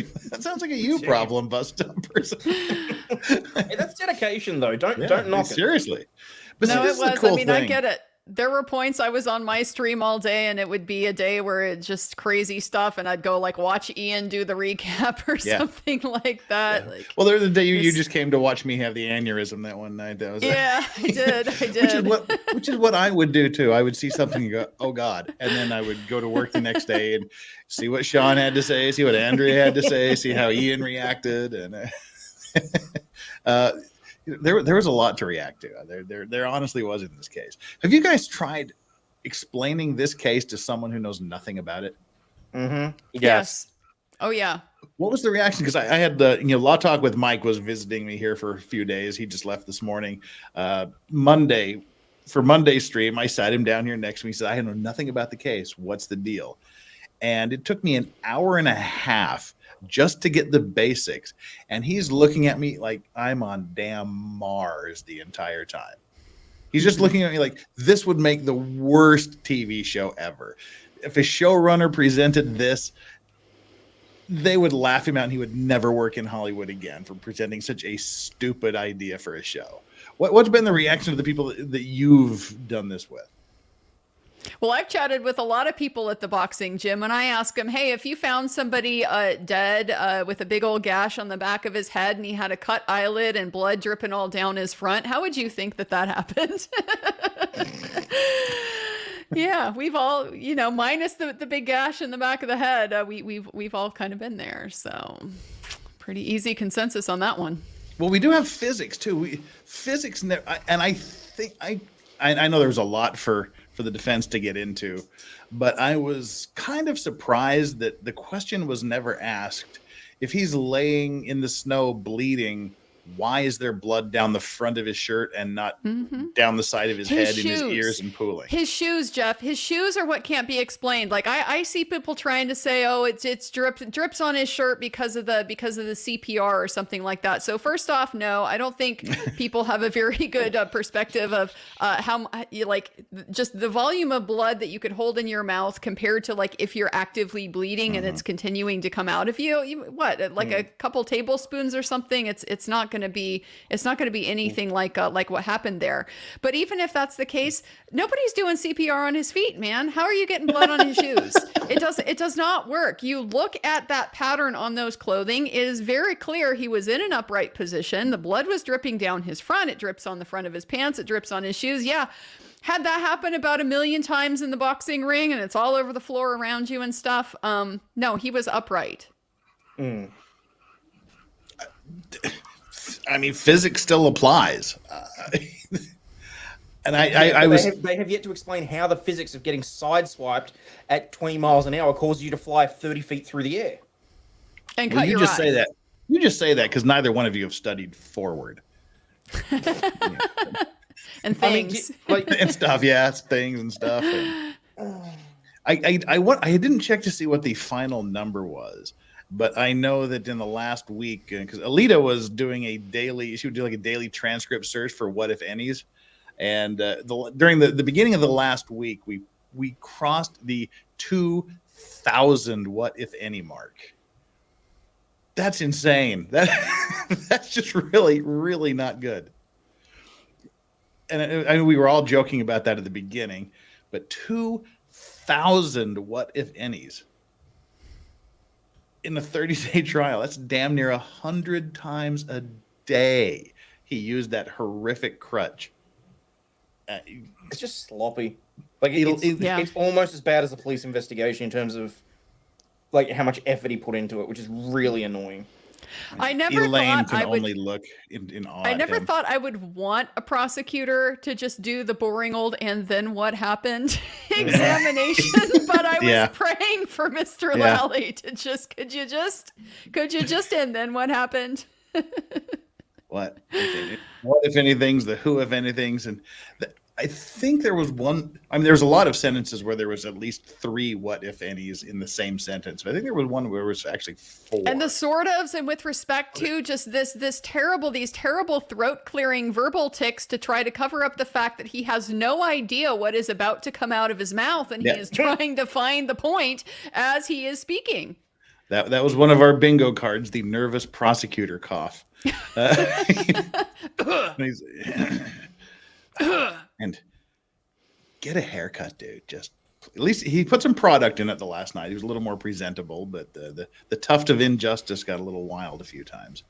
But yeah, this is just, there's so many things you can talk about that when I was trying to think of what we could talk about, I just turn the microphone on and start reminiscing, because it's not there was one big issue or there was one big gotcha moment or it was just an incessant onslaught of incompetence and cover-ups. But what do you think? It was death by 1,000 idiots is what it was. Well, what if anything could the defense have done better? I know in chat we had one particular chatter who is saying that Yannetti lost it in the first sentence when he said that this is a police cover-up.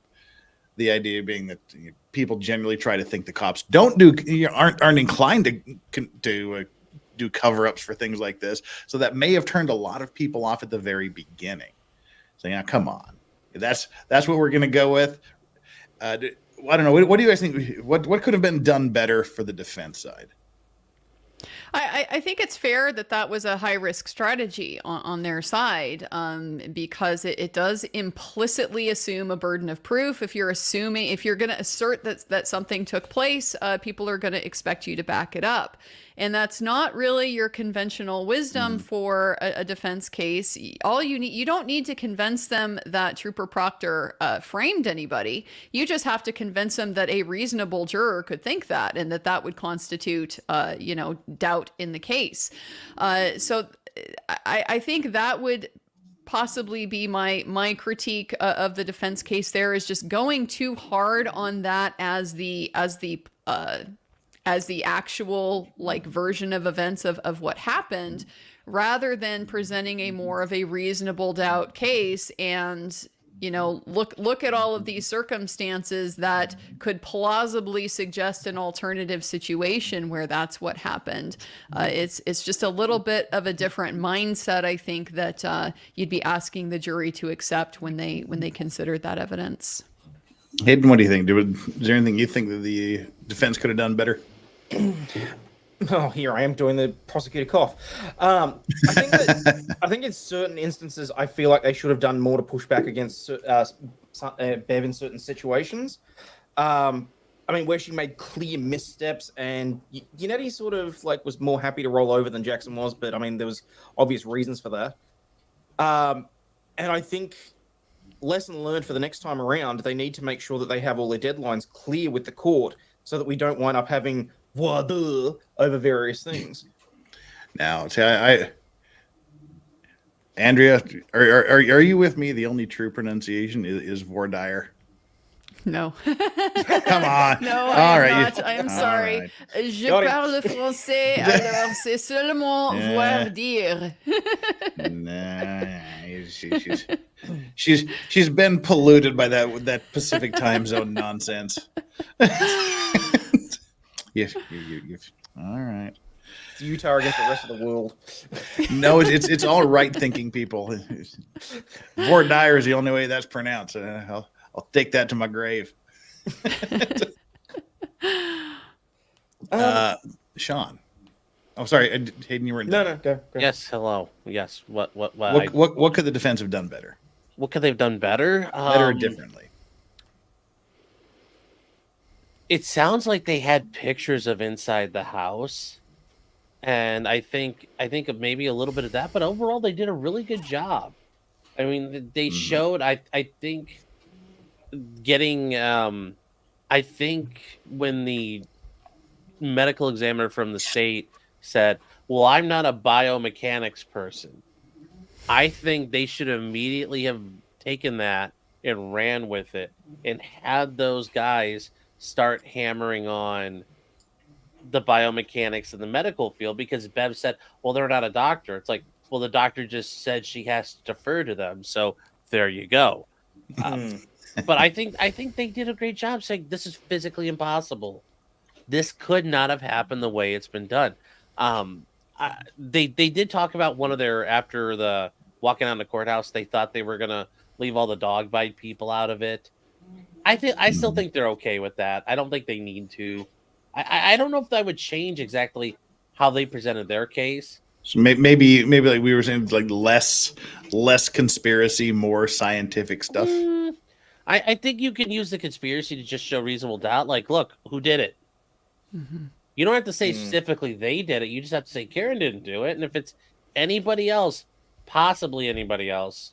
But overall, I don't think it was a bad job. I don't think it was that bad of a job. I just, we'll find out how good of a job they did when we get the results from whoever's willing to talk. I think this is one of the silver. There's not really many silver linings of having to do a second trial, but there are some, and one of them is that they've had like a massive focus group, watching this trial, already teed up for them to be able to just learn from what worked and what didn't. And so that's going to give them an opportunity to potentially look at what were the points, what were the pieces of evidence that people really did seize on. To me, it really seemed like two things. For whatever reason, people find that I hit him very, very persuasive. They see that as a confession. So maybe they'll have an opportunity to potentially either emphasize more the problems with the evolution of that statement, how it didn't first get reported like that. It's grown over time. But then also to potentially lean into the explanation about how, she might think that a person who is in shock, might think all kinds of crazy things about what's happening. The other thing I think that they may struggle with is the timeline. This is the key from the jury question, the timeline of those taillight pieces and the search. It's a very tight timeline to be able to attribute those first pieces of taillight to somebody planting, somebody getting to Canton Sallyport, getting access to the taillight, getting pieces of the taillight, getting back out there, getting them on the scene while the police are already there waiting. That's a potential sticking point, because that's really a sort of at the crux of, did some type of collision happen there the morning, the early morning hours of the 29th, or did it end up there after the fact? So just whatever they can do to try to, emphasize part of the problem with the chain of custody here. Like the fact that nothing was documented makes it so difficult to be able to say, well, are we certain that these taillight pieces that were found by CERT were taillight pieces from her taillight? Like I still wanted a much more technical breakdown of this taillight reconstruction, because of all of those 45 pieces, did every single one of them make it back on to that taillight? It just seemed like, visually speaking, there was far more taillight recovered than would have made it, back onto just one piece. But I don't know, so I think those kinds of details, if they could really break that down and just show us how it happened, if that's possible, I think that could potentially go a long way towards helping to sell the argument that it was a frame job. Well, Andrea, do you think it might be better? Because I was thinking about this specifically, and I'm sure you've had clients before where they're like, look, I was framed. You're like, I need to be able to 100% prove that, or we're in trouble. I think it's almost easier, even though we know they're not just a bunch of bumpkins, to go down the road of, you're just like, we're just a bunch of simple folk out here in, the South. We just don't know no better in Canton, Mass. I think just showing it's all suspect and you can't trust it. And I wonder if they might be better off doing that. And like, okay, look, we know it's a cover up, but you can, if they want to play the game of, sorry, we're just a bunch of retards. Okay, fine. Ladies and gentlemen, are you going to trust these retards? And just let make the argument from there. And then, when you're done, just rail on about how they're scumbags. You should write poetry, Sean. Reader Digest. They have a page for people like you. Yes. No, I think that's a really good point. That's the challenge with a she was framed defense. You really are going to have to be able to substantiate that, and so that's. I think we're on the same page. Like, you need to either lean way in. You need to lean way in on that, and really nail how it is that this was a conspiracy. There were things that they never, I mean, at least in the closing, they didn't seize on to make that point. Things like, where did this bumper glass come from? Okay. Yeah, that's what I want to know. Clearly here to try to be presented as it came from the cocktail glass, but we know from the Commonwealth's own forensic analysis, it didn't match. Where is the rest of that cocktail glass anyway? We were able to find the entire taillight, but this busted cocktail glass, the rest of it has just somehow mysteriously vanished into the ether. Where is all that? So I think there are little bits and pieces throughout that they may be able to rely on to continue to strengthen the she was framed argument. But I tend to agree with you, Sean, that if they can't really nail that, then yeah, they're better off, in my view, just pitching it as a reasonable doubt case. And I think part of the issue is they did such a crappy job, whether intentionally or unintentionally, at all steps of documenting, it really hurts. Like the CERT team not doing documentation, just the way things weren't done. Now, obviously, like not everybody in this chain was conniving, but the connivers took advantage of the fact that a lot of these guys sucked at their job. So it's and I think the hard part is, was the search team, they weren't in on it, but they just sucked at their job because normally they're looking for bodies and stuff. Or there wasn't anything there for them to find. Yeah. But I think that, they weren't in on it, but they sucked at their job enough. And now you've got to thread that needle between the corrupt and the incompetent and go back and forth through it.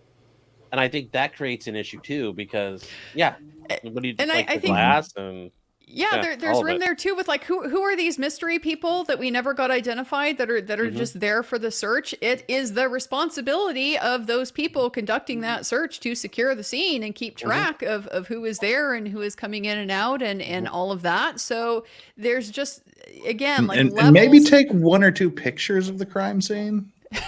Maybe just a couple. Yes. Just a suggestion. Not a single person could could turn on their body cam the entire time. I mean, it's makes it look like they just don't want to be watched. Aussie Tank says $2 for the puppy treats. Aw, thanks. We got past unlocking the dog cam achievement a long time ago. We'll just throw it up tomorrow night. I'll be generous. Just kind of felt weird to introduce the dogs into this serious conversation we're having here. Valen is me. That's the pronunciation I'm going with. For Karen Reed, could a jury find actual innocence, or is acquitted their only option on that side? Yeah, just not guilty. That's your choice. My chat was calling for a factually innocent option. No, she's just not guilty. Yeah. She's factually innocent.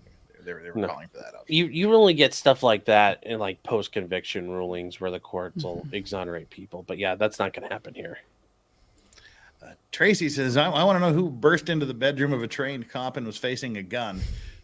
Well, in this case, they were facing a German Shepherd that apparently just slept through someone breaking into the room, just bursting into the room of their master and shouting. The same German Shepherd that didn't wake up when there was a female screaming on the front lawn and a bunch of emergency vehicles and other people crawling around.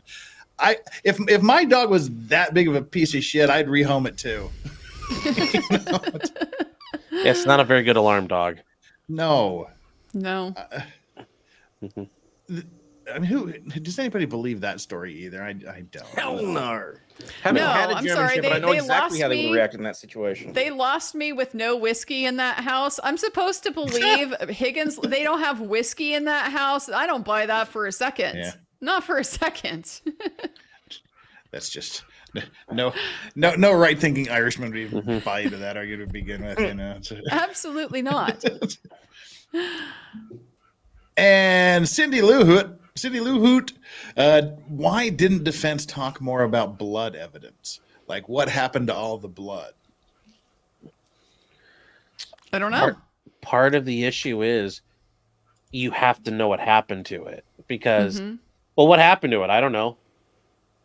If you ask the witness, like, oh, where all the blood going? They go, oh, but you have to be able to know where it went, or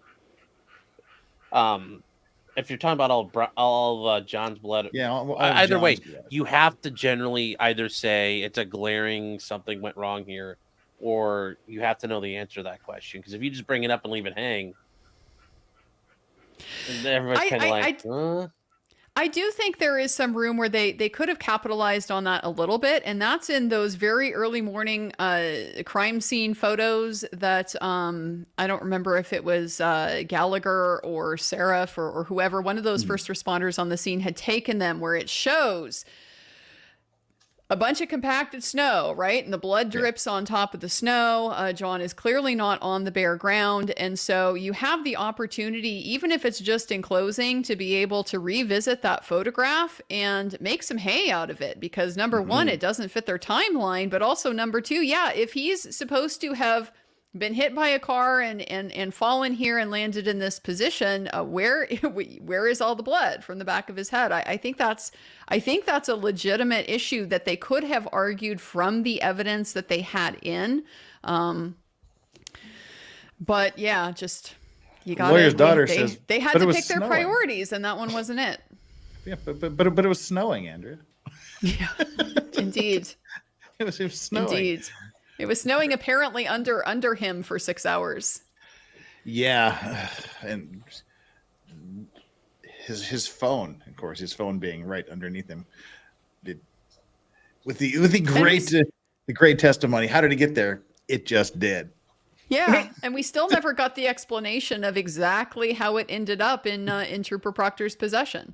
It got from Carrie Roberts. Carrie Roberts, somehow the civilian on the scene, somehow ends up with the phone. Okay, which is that one's a hard one to believe. But then she gives it to a first responder. None of the first responders took responsibility for receiving that and booking it into evidence and so forth, like it would be your responsibility to do. And then there's just a gap where suddenly Proctor is recovering it at the Canton Police Department. So still major unanswered questions about that phone. Almost like there's shenanigans at work here. Almost like there's some kind of shenanigans. Almost the trailer says, Andrea, he got hit by a car in reverse, 25 miles per hour. Well, on the eyelid, yeah. Yeah, around a slight curve in a straight line, 25 miles per hour in the dark in a snowstorm with at least 0.29 blood alcohol level. In only 60 feet. Yeah. Mm-hmm. That's pretty impressive. Yeah. And then drove the car like 100 more times without ever needing to turn the car on or off to make the whole key cycle thing work. It's so stupid. Tanny Simmons, did John have any frostbite at all? I don't think I didn't hear any testimony of it. His body temperature was 80 degrees. No, it wasn't. It wasn't that. He wasn't in that type of situation.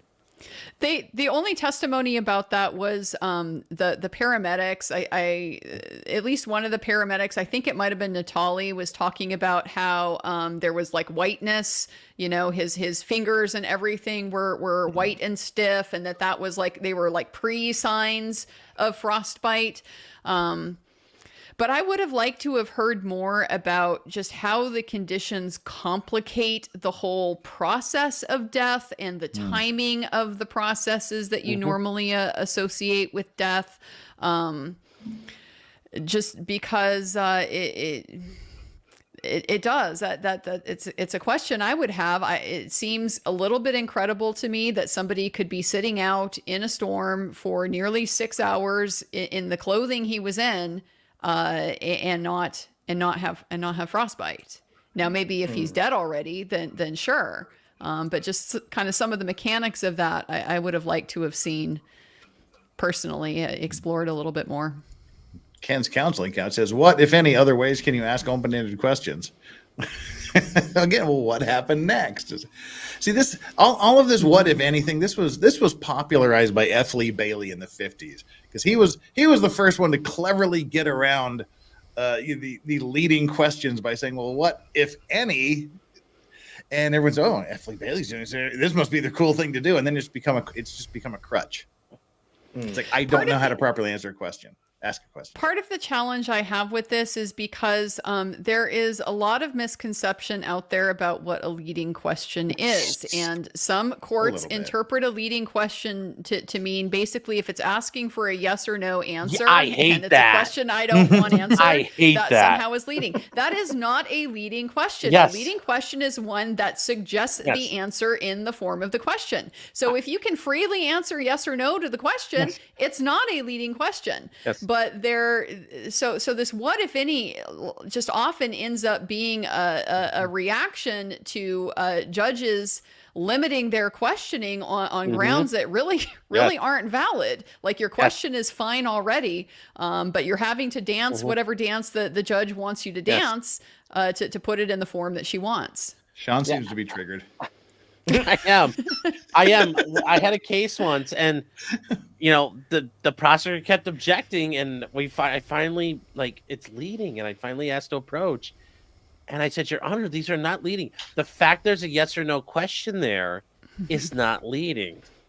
And the prosecutor's like, well, you're suggesting, and I held up my pen, and it's funny because I'm on the record, and the court reporter's typing away, and I said, and people could see me in the courtroom. I held this pen. Is this pen blue? You know, are you telling me I'm telling you the answer? I'm asking you, what is it? And the judge said, well, you could just ask him what color is it. I said, I understand that, but I can ask them yes or no. The fact it's yes or no. Did you eat breakfast this morning? Yes, no. Like, how am I suggesting it? I even asked that as a hypothetical. I said, Your Honor, they can't keep. And the judge's like, well, you can, and pulled a Bev and said, well, you can ask it differently. And I'm like, yeah. I'm like, all right, fine, whatever. And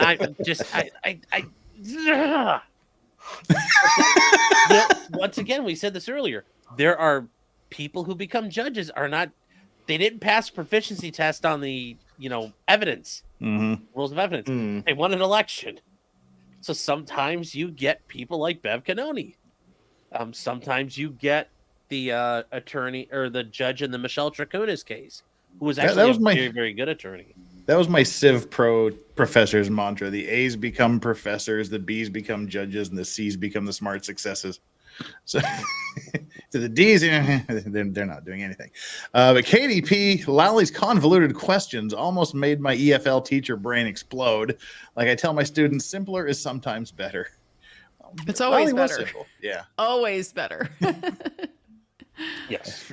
Frida Lee with the $20. Now they can study the steps not being from car ride and other GPS phone data. Yeah, again, another silver lining here. Remember that when this information from the feds was provided, both sides wanted to continue the trial. They wanted time both to follow up on what the feds were doing and potentially to allow the investigation to continue to do its thing. And it was Judge Canoni who denied that and pushed them into having to go forward. So that is another silver lining here, that now you're going to get what you ask for. You're going to have all the time that you need to be able to go in and ask those follow-up questions. Nick Starro, thank you so much. Nick says Broken Baker's drawings are better quality than the crime scene photos. That's funny. Latino of the Fives, can you show press conference from yesterday about Proctor? Was there a press conference yesterday about Proctor? I didn't see a conference. I just saw some press releases from various points. I think Jackson might have said his might have been given to a camera, but I'm not 100% sure about that. The get off my lawn speech. Duncan Idaho with the $10. The Commonwealth looked somewhat worse at the end of trial than they did at the beginning. I could be wrong, but it seems like this train has lost a lot of steam and momentum, possibly enough not to retry. So I think, and Sean was talking about this earlier, this is one of the rare opportunities where a retrial is going to benefit the defense. It's usually the prosecutor gets another bite of the apple. They get to take another swing at the ball. They get to fix everything they had wrong. This is one that's going to be good for the defense, I think. Anybody? Yeah, no, I agree. I think I know you said it, so yeah.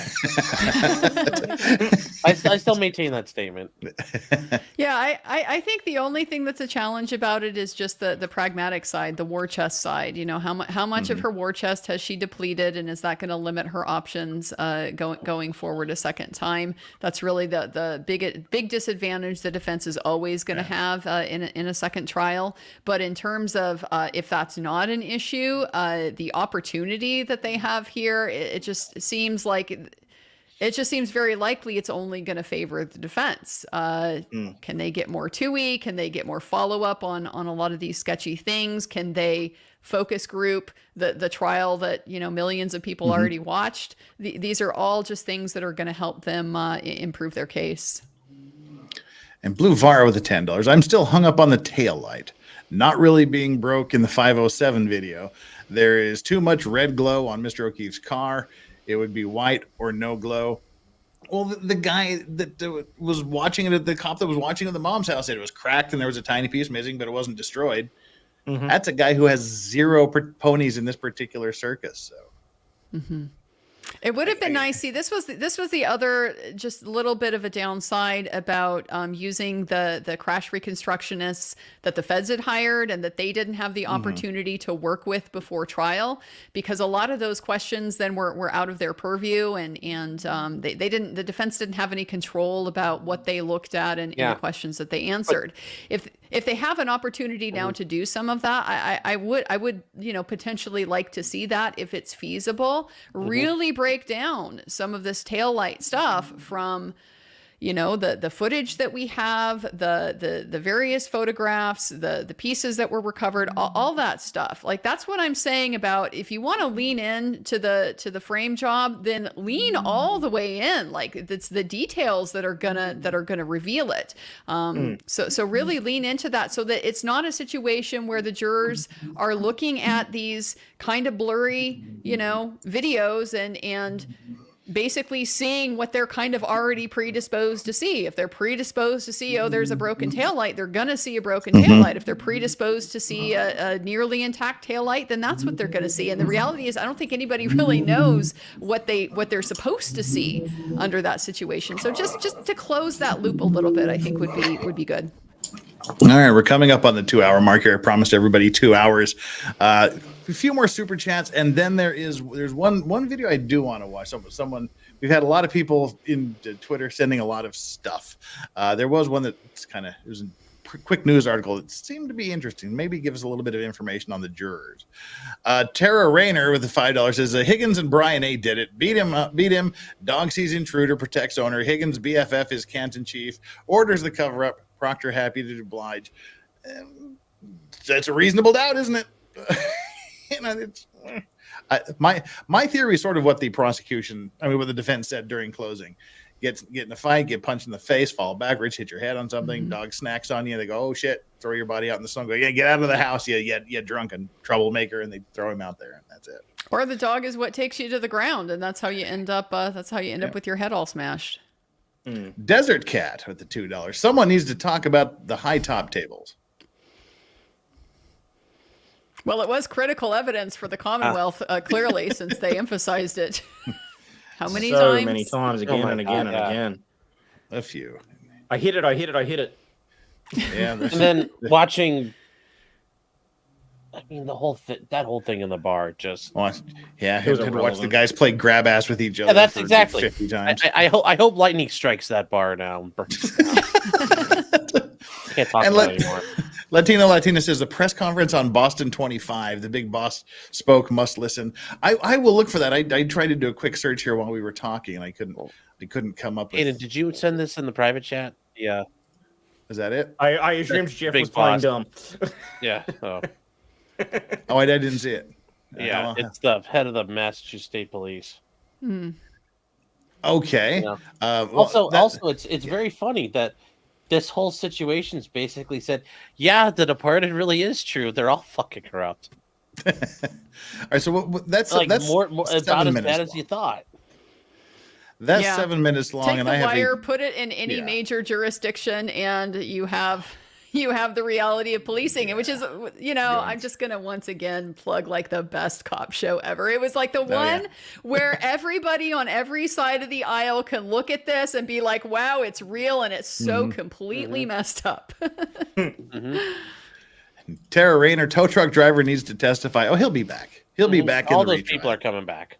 Yeah, he was probably the best non-expert witness of the entire trial.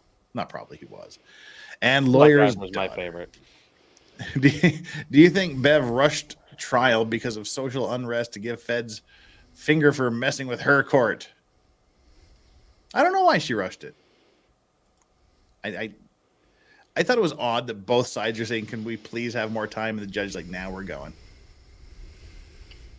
I mean, I get the impression Judge Bev's schedule, is it's important, goddammit. Very important to her. Some judges are very there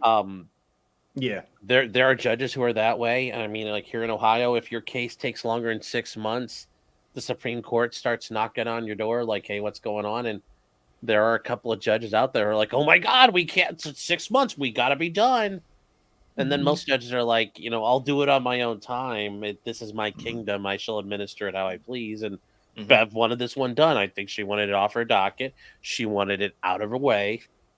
I think she was hoping one way or another, and then she could have spent the rest of the summer golfing and fucking around. Or whatever she Jackson does. out of the site again.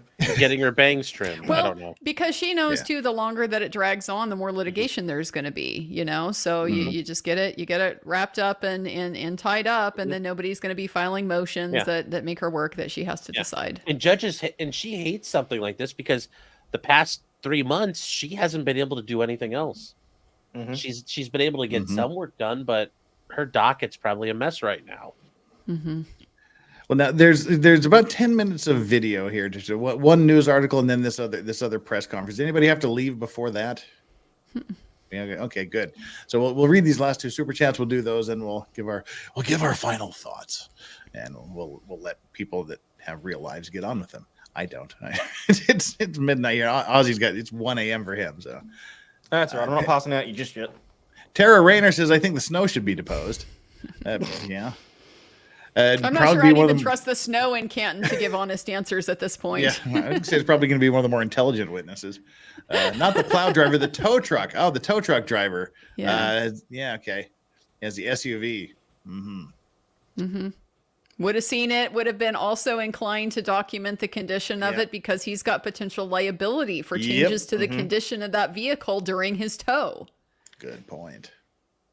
And Chef Spawn, $10. Y'all's thoughts on Paul O'Keefe threatening Karen after? I don't know what was said. I don't know. I hope it wiped those smug smiles off his face. That guy's been acting like a dick the whole trial. Like, "Oh, you're got Karen," and I'm sure he's like, Paul. He sits there though. He's like, "Paul confused. Karen, bad lady, but police seem like bad people too." All very upset. I'm just happy that occasionally he would actually put his hand in front of his junk and the camera was focused on for the entire trial. Saw more about that man than I ever wanted to imagine. And Sonny260 says, "But Jeff, she wore her shoes in the house. She's obviously guilty." Tell you what, I live in Asia, and you wear your shoes in my house, you're ending up in the snow too. So I'm just saying. Okay, well, the first thing we got is this news article. Let me bring this up. I have no idea what is in it. I just kind of scanned through it, and it seemed to be pretty darn interesting. Give me a second here. What do we need to do here? I hate trying to show Twitter videos because it's almost impossible to do. I guess we have to share it and then embiggen it. That's what we'll do. Share and go. There we go. I have no idea what this is. Let's find out. Oh God, Banfield. Exactly why the Karen Reed jury failed. We've already upset Andrea. At least she's not wearing I am doing you a favor watching this, Jeff. You remember when she used to wear those necklaces made of like tennis ball size, like pearls or beads? So she used to like look really oof. There. Well, at least it's not Nancy Grace. We can do that. Failed to reach a verdict are the 6 men and women in the room. Just close your eyes. The next best thing is she will tweaking? fly on the wall. I think so. I mean, like, I don't know. They held a verdict. I'm just gonna avert my eyes and just listen. She moves more than I do. A trusted source who spoke to a juror directly and says they were never going to convict Karen Reed of second-degree murder. They just didn't believe that she intended to kill her police officer boyfriend of 2.5 years ago. They didn't believe it. They said no, all of them. They agreed. We're told that the jury dispensed with that murder charge right away, and then they split evenly, 6 against 6, on the lesser charges. You know, the lesser charges of manslaughter while driving under the influence. And does that sound reasonable and rational to anybody? Because that's my fear. is that they would have done that. They would have found her not guilty of the second degree. Then they went for the other charges, and then they got hung up, and we'll just never know what happened to any of the verdicts. I mean, if that's what happened, Bev really fucked it up. Yeah. Well, But if that happened, frankly, you if could that's what file it. happened, they did, because they didn't put that on the jury form. If they acquitted her of murder too, they should have put that on the jury form. Oh yeah, Why did that woman look like that guy from Red Dwarf? I can't unsee Who it. did? Who does? She did. The news reporter. She had like it Oh. went like Like that. the cat guy. And I can't unsee it. Oh, the robot guy. Yeah, okay. Yeah. Oh. Crichton. She does have a little of the Crichton to her. Oh no. And all right. Now I hope these guys aren't copyright happy people, because No. CBS News Boston, you guys are awesome people. So that looks like the Irish guy in charge. I don't even know his last name, but I'm betting it's Irish. In charge of the Massachusetts State. You think? That's what I figured would be in charge. Now, what was the big dumb guy on Brooklyn Nine-Nine's name? It's who he looks like. That's They're all going dumb on Brooklyn Nine-Nine. So But like the big dumb guy's always eating the sandwiches. That's who he reminds me of. Anyway, let's hear what they have to say. Boston, please be nice and don't copyright claim this. It's all for the it's for the betterment of mankind. Hitchcock. Oh, Scully. I'm Scully.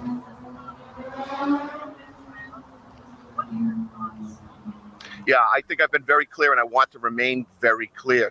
Misconduct in any way, shape, or form. Okay, we can all mark off heavy Boston accent on our bingo cards. Yeah. The Very clear. Massachusetts State Police will not be tolerated. I think I've said that I condemn those comments in the strongest terms possible. They are not reflective of the Massachusetts State Police. That's not where we want to be as an organization. Then why did they all and endorse I them? believe Why did the supervisor like them? If that's not who you are as the Massachusetts State Police. Why did he say LOL? Yeah. Lamau. Oh no. We're gonna pull a police video here and just kind of flip the video to throw them off even more, throw them off our scent. We're pulling a Boston police here. that we will certainly continue to monitor that, and as we are moving through the process of our internal affairs investigation. Again, due process, we are evaluating that, looking at it. We're going to continue to investigate it. We have, as you know, initiated a internal affairs investigation early on in this process. Part of that is to monitor the case that was ongoing. We wanted to make sure we had all the information available to us through the trial process.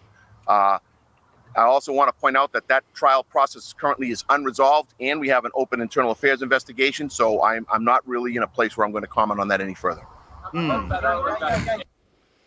So you wanted to wait until the trial was over, right? Because we all know it's Brady. As soon as you take any type of disciplinary action, you had to do the bare minimum that you needed to do to deal with the public disgust that emerged when we became aware of these comments. And now, because you're afraid he's going to get hung out to dry even worse the second time, you're not going to say anything more. Classic. That's just bad. Guys, right here on your right now. Right here on your right. Was the same piece of work on it before the trial, and so why not before? I will say very generally that we monitored the criminal trial in an effort to get as much information as possible, as it may or may not reflect on members of the Massachusetts State Police and their as it may or may not. Are there other options? We wanted to wait and see exactly how bad the defense was going to screw the department over before we made a comment. How much of this did they make public? It's not that they didn't know any of this. It's been in discovery. They've been perfectly aware of it. They've been waiting to see how much of this is the defense going to make public. Mm-hmm. What are we going to be forced to admit? Yes, they wanted to see how bad it went. Yeah. Conduct. Oh, geez. And we wanted to make sure we had all of that like he didn't before we made a decision. We also wanted to respect the trial process, and we want to be mindful of the ongoing internal affairs investigation. So, we spoke about policies and procedures. What changes have been made or will be made? Something about changing procedures. Yeah. Yeah, we're going to continue to look at this, and we are hyper-focused on that right now. We have been in a process for the past 16 months of evaluating places for improvement. We are very mindful that there are always improvements to be made on the Massachusetts State Police. This We is have some nice word drilled salad. down Very and tasty. concentrated our Jeff, efforts on Jeff, 6 I general like areas, that. all that are 16 months for the report to go. Don't be fucking assholes.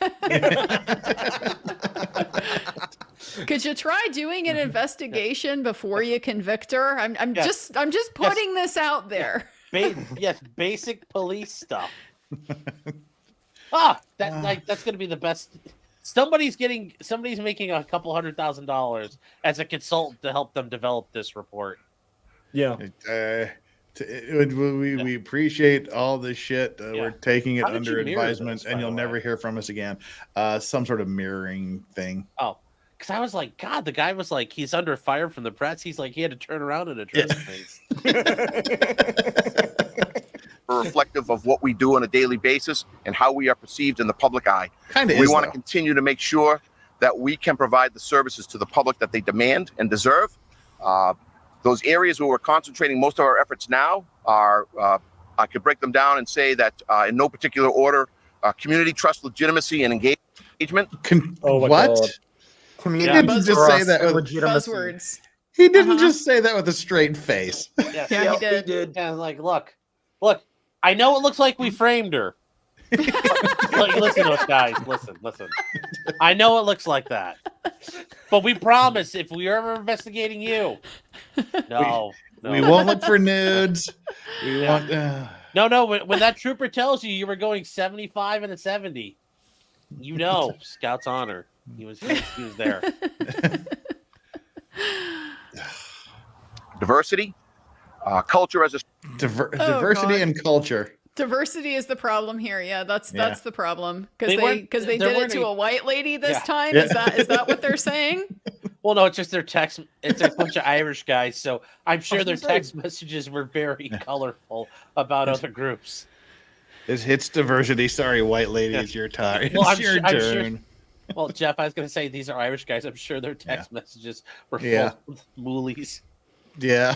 The They're like, standalone no, issue for the Mass State Police, examining that, need to both externally. keep the framing to the people who don't have the resources to fight it. What are you guys thinking? How could you possibly out us like this? Yes, and she's a nice looking white lady. You guys messed up. She's very articulate. Yes, she drives a Lexus. She has public she has presence. coach You should have bags. done this. She's a professor. Just leave the framing to the experts. And internally, training, leadership and wellness, and media and public relations. Those are the areas that we're focusing on, have been focusing on for the past 16 months. Media and public relations is your problem. Your problem is how you failed to spin it. You failed to spin it, so that's what you're going to be working on. Yes. That's exactly what it is. It's the optics of how they went about it. Yeah, it's not don't screw up. If you screw up, we're going to look bad. Or what he's basically saying is we're going to train them when they do try and frame someone, they're going to make it look better. Yes. Yeah. We probably should do a better job at this. It's a community outreach. Here at the Massachusetts State Police, we strive to be the best in everything we do every day. Whether that's, oppressing minorities, planting evidence, or just manufacturing investigations. Well, here at MSP, we really do care about you, and we will give you our 110%. Believe in quality manufacturing. Well, I think we're gonna see additional scrutiny on all of these investigations as a result of what has come about in regards to the most recent trial, and we're prepared for that. I'm pretty sure there's been paper filed on anything that Proctor's been involved in the recent past. Oh, I'm sure. Yeah, and they're blaming it on wellness, right? Like the wellness thing in there because that's the golden parachute that they're preparing. It's the work-life balance. That's what they're preparing for Trooper Proctor is his disability retirement, where he gets to blame all of this on mental health and secondary trauma and just not the support for the difficult job that you have to do as a police officer. Like that somehow forces you to be an asshole. He's That's decided that's to how step that's how they're going to pull it off. Step the down, dates spend around more me to time with do his it. family. Yes. Yeah. There wasn't enough work-life balance at the Massachusetts Yeah. State Police. It was so hard. State police lacks public confidence. And Talking about public confidence. These people are making $190,000 a year. Think of them. It's so hard. Mm-hmm. Well, there's only so much time that they can actually spend in a bar. Yeah. And money, time and money He for had the to bar. shovel- And be getting overtime for it, right? That- Because yeah, it's a yeah. law enforcement officer's funeral. He had to shovel the snow out of his driveway on a Saturday morning. Yeah. Think Poor about that. bastard. How horrible. Well, actually, that would really suck. But I think it's incumbent upon us to be in a Superheroes. continuous cycle of earning, maintaining public trust and legitimacy. That's I'm assuming this is the trough part of the wave we're in right now. Good Lord. Jesus, Jeff. I know. See, we're just told that's great. I killed a fellow officer and all I got was his lousy t-shirt. we Oh, no, cannot do our job hang on. effectively without that.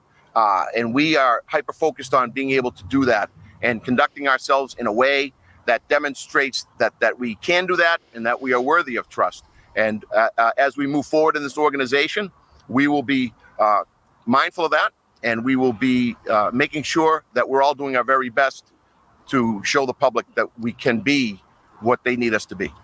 Okay, well, you're not going to do that until you address the culture problem that your supervisor was validating and participating in. Because the problem is when you have a culture like this that gets a foothold in these departments, that's going to taint the good people that are coming into that profession and trying to do it right.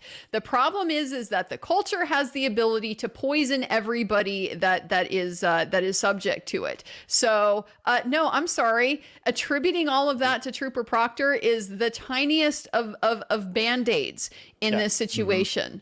And the way that the culture, at worst, it poisons them and turns them into one of them. At best, it makes them horribly apathetic, which is almost as bad. Yeah. So, and the guys, This this is is not so the short straw. infuriating. This is the head of the Massachusetts State Police. So, Yeah. Jack Maughan. It's a very real good Irish name there. This is the guy who's forced to be there. There ain't no last names of vowels up there. Yeah. I'm not in a position really to say anything about anybody else's investigation. I will tell you that we are still actively involved because there is In a being trial process investigated. ongoing, and we are certainly actively involved in the internal affairs process. How can you earn the public's trust when you just see like these scandal efforts? Yeah, well, we have to take this head on. We have to be accountable to ourselves, to each other, to the residents and visitors to the Commonwealth. We have to look in the mirror. We have to be hyper focused on making sure that we are professional and that we are in a continuous cycle of evaluation and improvement and refinement. And a continuous cycle of repeating the same platitudes over and over again. So continuous that, again, you didn't deal with this up front. You didn't address it head on. You waited until you had to react to overwhelming public opinion when all of this became public. It's just such an obvious optics spinning maneuver.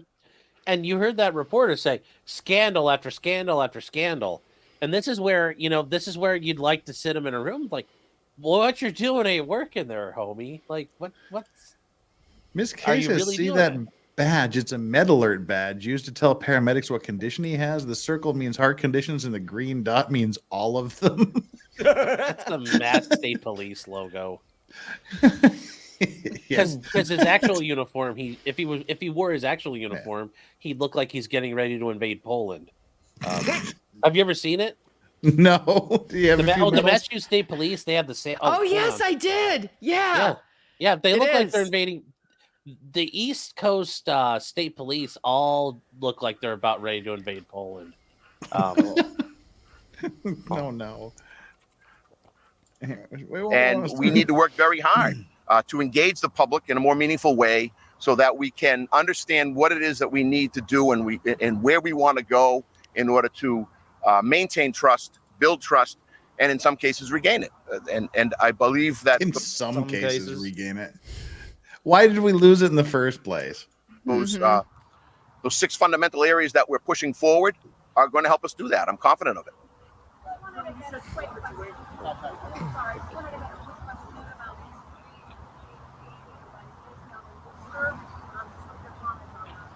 Yeah, I know we were involved in that in a variety of ways. That is a Worcester Police Department investigation. It would probably be better to ask that question of them. We were in a support role. It's a role we find ourselves in frequently, resource provider and cinnamon rolls and for the Worcester Police Department. Is that the Walsh case they're talking about? Or the Birchmore? I don't know. Birchmore, I think, is Birchmore is in Canton. Because that's where she was. Yeah. That's where she was found. It's the Stoughton police that are implicated in that one. So Okay. Worcester, I think, is Walsh. Massachusetts, you guys are awesome over there. Yeah. Keep up the good work. Keep LawTube fed. Jeez. We're making these remarks before taking any action, but now we're in a situation where we're between trials. Right. We anticipate taking action, making reforms before the next trial, and will the action that we take against Michael Proctor, if any, are you concerned that could have an impact on the outcome of the trial? Well, I think in regards to the action we took, yesterday, the important piece for us was to continuously monitor the trial, to take the information provided during the pendency of that trial in-house in order to make the decisions that we made. We made the decisions we made yesterday based on things that we learned during the trial process and in other ways. And in other ways, meaning we knew about all this shit before we got anywhere near trial. Like they just went, oh my God, they just woke up one morning. Everybody's corrupt. When did that happen? I can't speak to the impact that it may have moving forward. I know that for us as an organization, we wanted to make sure we took appropriate and decisive action when we had as much information that would allow us to do that. And we did. Thank you. Thank you, everyone. That was the extremely insightful and non-frustrating press conference. Oh, Jeff, I have the if you haven't seen the state police before, I have 2 pictures of them. Jack boots. Okay. Look at them jack boots. Well, this is actually a better. They're literal jack boots. If you want to see a better one, here you go. Oh no! Yeah. You are joking. No. Yeah, No, that's not good. This is what they. This is the East Coast. They all wear the Sam Brown belts. That is not a legitimate Massachusetts police uniform. No, I am not gonna believe that. I refuse. Here's a better one if you want to see. That's like something straight out of like anime. Here you evil go. Villain guy. No. Yeah. Yeah. Great. Nothing. Jeez. I Wow. wonder why they need to earn the trust back. Good Lord. But they they all look like making that, Karen though. Reed talk. Jeez. Now it makes sense that they all get on the stand. I know nothing. Although to be fair, people are saying they look like military uniforms. You think? Traditional police uniforms. You go back to like the 20s and 30s, they looked like military uniforms because that's kind of what you used. So yeah. Not a single minority spotted. Not a lot of Polish people in that photo. Well, they're all jokes on you. They're all Irish. Yeah.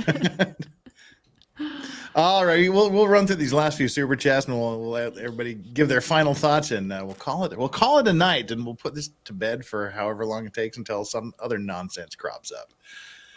Jonathan Irwin headed into the DMV to get my license back. Wished me luck. Good luck. I hope you get it back. Good luck. You won't need it to vote. Get valid. Yeah. Nick Starro, Jesus Christ, that's a woman who looks like she was a discus thrower in East Germany. Be nice. Project Calm with the $5. Are many of the family members convinced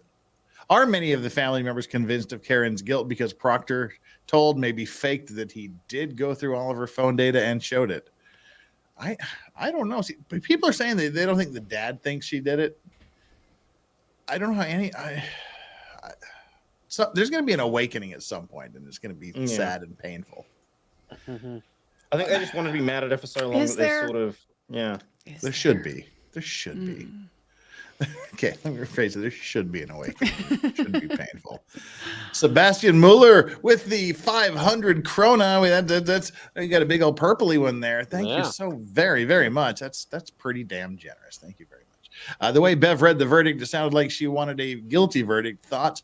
Well, the verdict forms are all standard printed forms, but the one she used was the model one is bad. The one she used was slightly worse.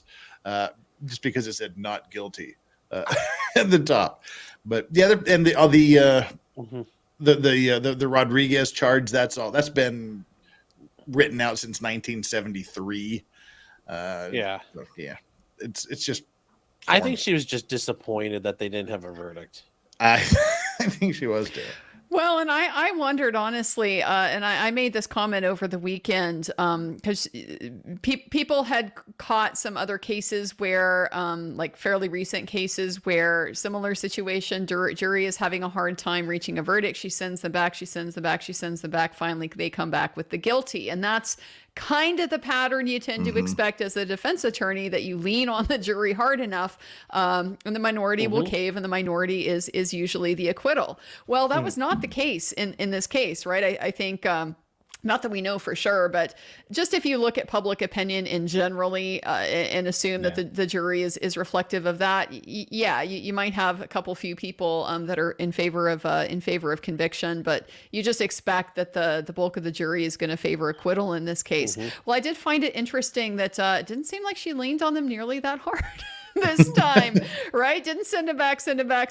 No, she did that one finding of not due and thorough deliberations, and then the second time they came back, we'll go ahead and do the dynamite and get it over with. So interesting that she chose not to push in a situation where the minority caving might have meant acquittal. Also, it's a little different when everybody's watching you. Very true.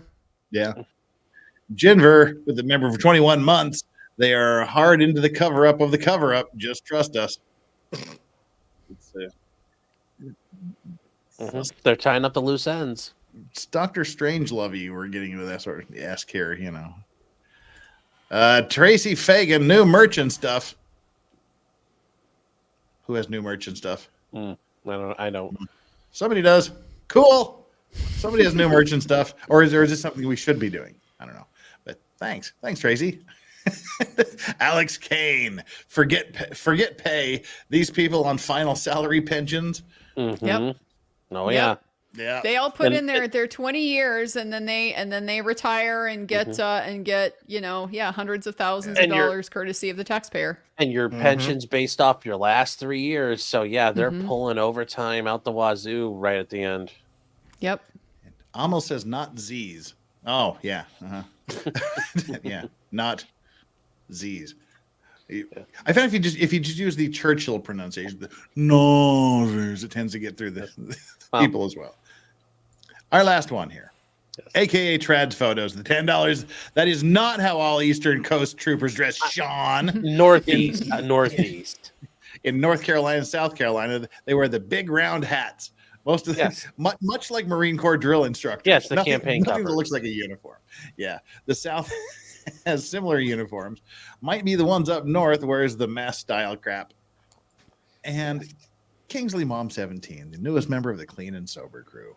Welcome aboard. I hope you'll stick around for a while. And thank you so very much.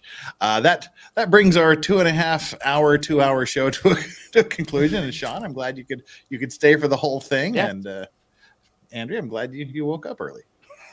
We could have you beforehand. I guess Danny was feeling sick, so Danny on couldn't join us. I guess she didn't wake up. Start Hayden. Final thoughts and grift yourself. Well, I mean, one thing that I did want to add was I did see on X that there was a photo someone took of Brian Higgins at the airport making a beeline out of the state almost immediately after the jury came back, which I thought was hilarious. But guys, I am currently streaming basically twice daily over on the Aussie Overlord channel, doing one episode of Law News and Laughter. The other show is called To Be Advised. So basically just looking at the... Damn it, I can't even use the F word anymore. I'm going to have to change that. I can. Sorry? I'm pretty good at it. Oh, good.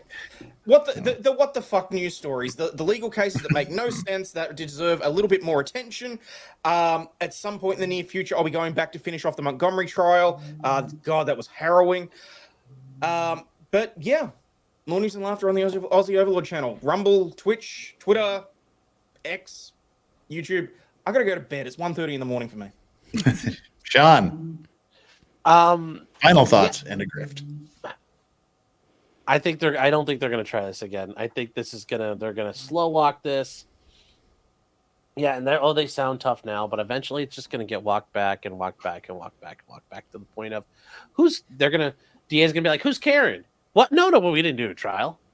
And that's where it's gonna end. I kind of get the feeling.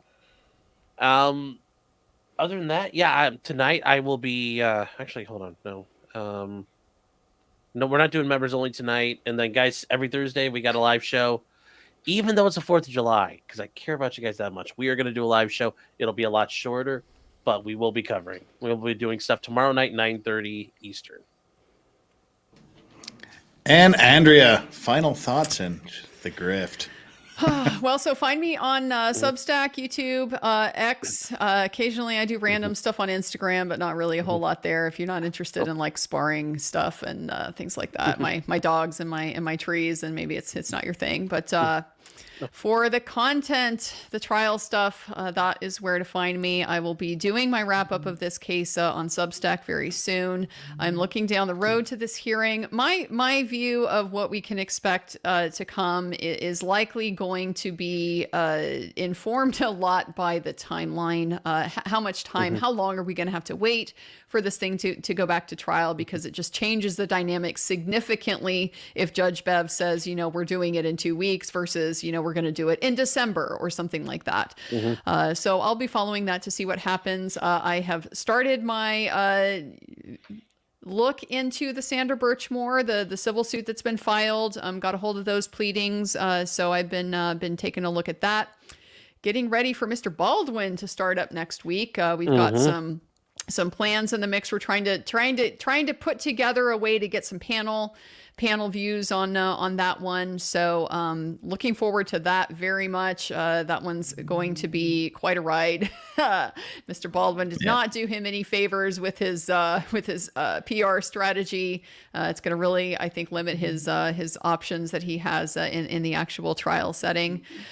And that's about what I've got on the horizon for the short term. So yeah, Substack, YouTube, X, find me there. All right, thanks. Oh, Jeff, thanks. I forgot one thing. What did you forget? Tonight at 8 p.m., I will be joining Bob Mata from Defense Diaries on Publicly Buzz, talking about Sarah Boone. If you guys haven't ever listened to Bob, he's great. It'll be fun. We'll be talking about Sarah and kind of where she's at right now. A lot to unpack. That's gonna be a mess too. Can't wait. It's like the worst possible scenario, but the best possible scenario all at the same time.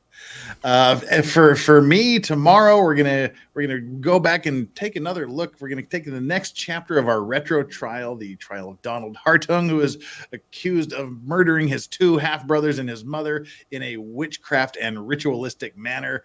We're approaching closing arguments on that. Friday evening U.S. time. We don't do the Friday morning streams. So Friday evening U.S. time will be my birthday stream. So hey, it's my birthday on Friday. No drink stream, but it'll just be a chill little kind of hangout thing. And you all are invited if you have some time on your Friday evening. I'm just going to send out the hey, come and hang out if you're not doing anything. So you're all invited, and we'll invite a bunch of other people just to see who wants to come along. We'll just have a chill little deal. And then Monday and Tuesday, it'll be the run up to the Alec Baldwin trial, of course. That's kind of what's coming up for me. And there we go. Yeah, I mean, it is my birthday again. My birthday's on the 5th. Yes, it comes up every year, thankfully. And let's see. I guess that's it. Mods, thank you guys so much for taking care of things helping us out here, doing your mighty best. Chat, you guys are awesome. Vice Squad chat, you guys rule. We had bunches and bunches of people here. You're so super generous. So you're hitting the like button a lot. We've got huge amounts of concurrent viewers, y'all, and you are all respectful and good human beings. I like that. We all know where the line is, and you just don't be a dick.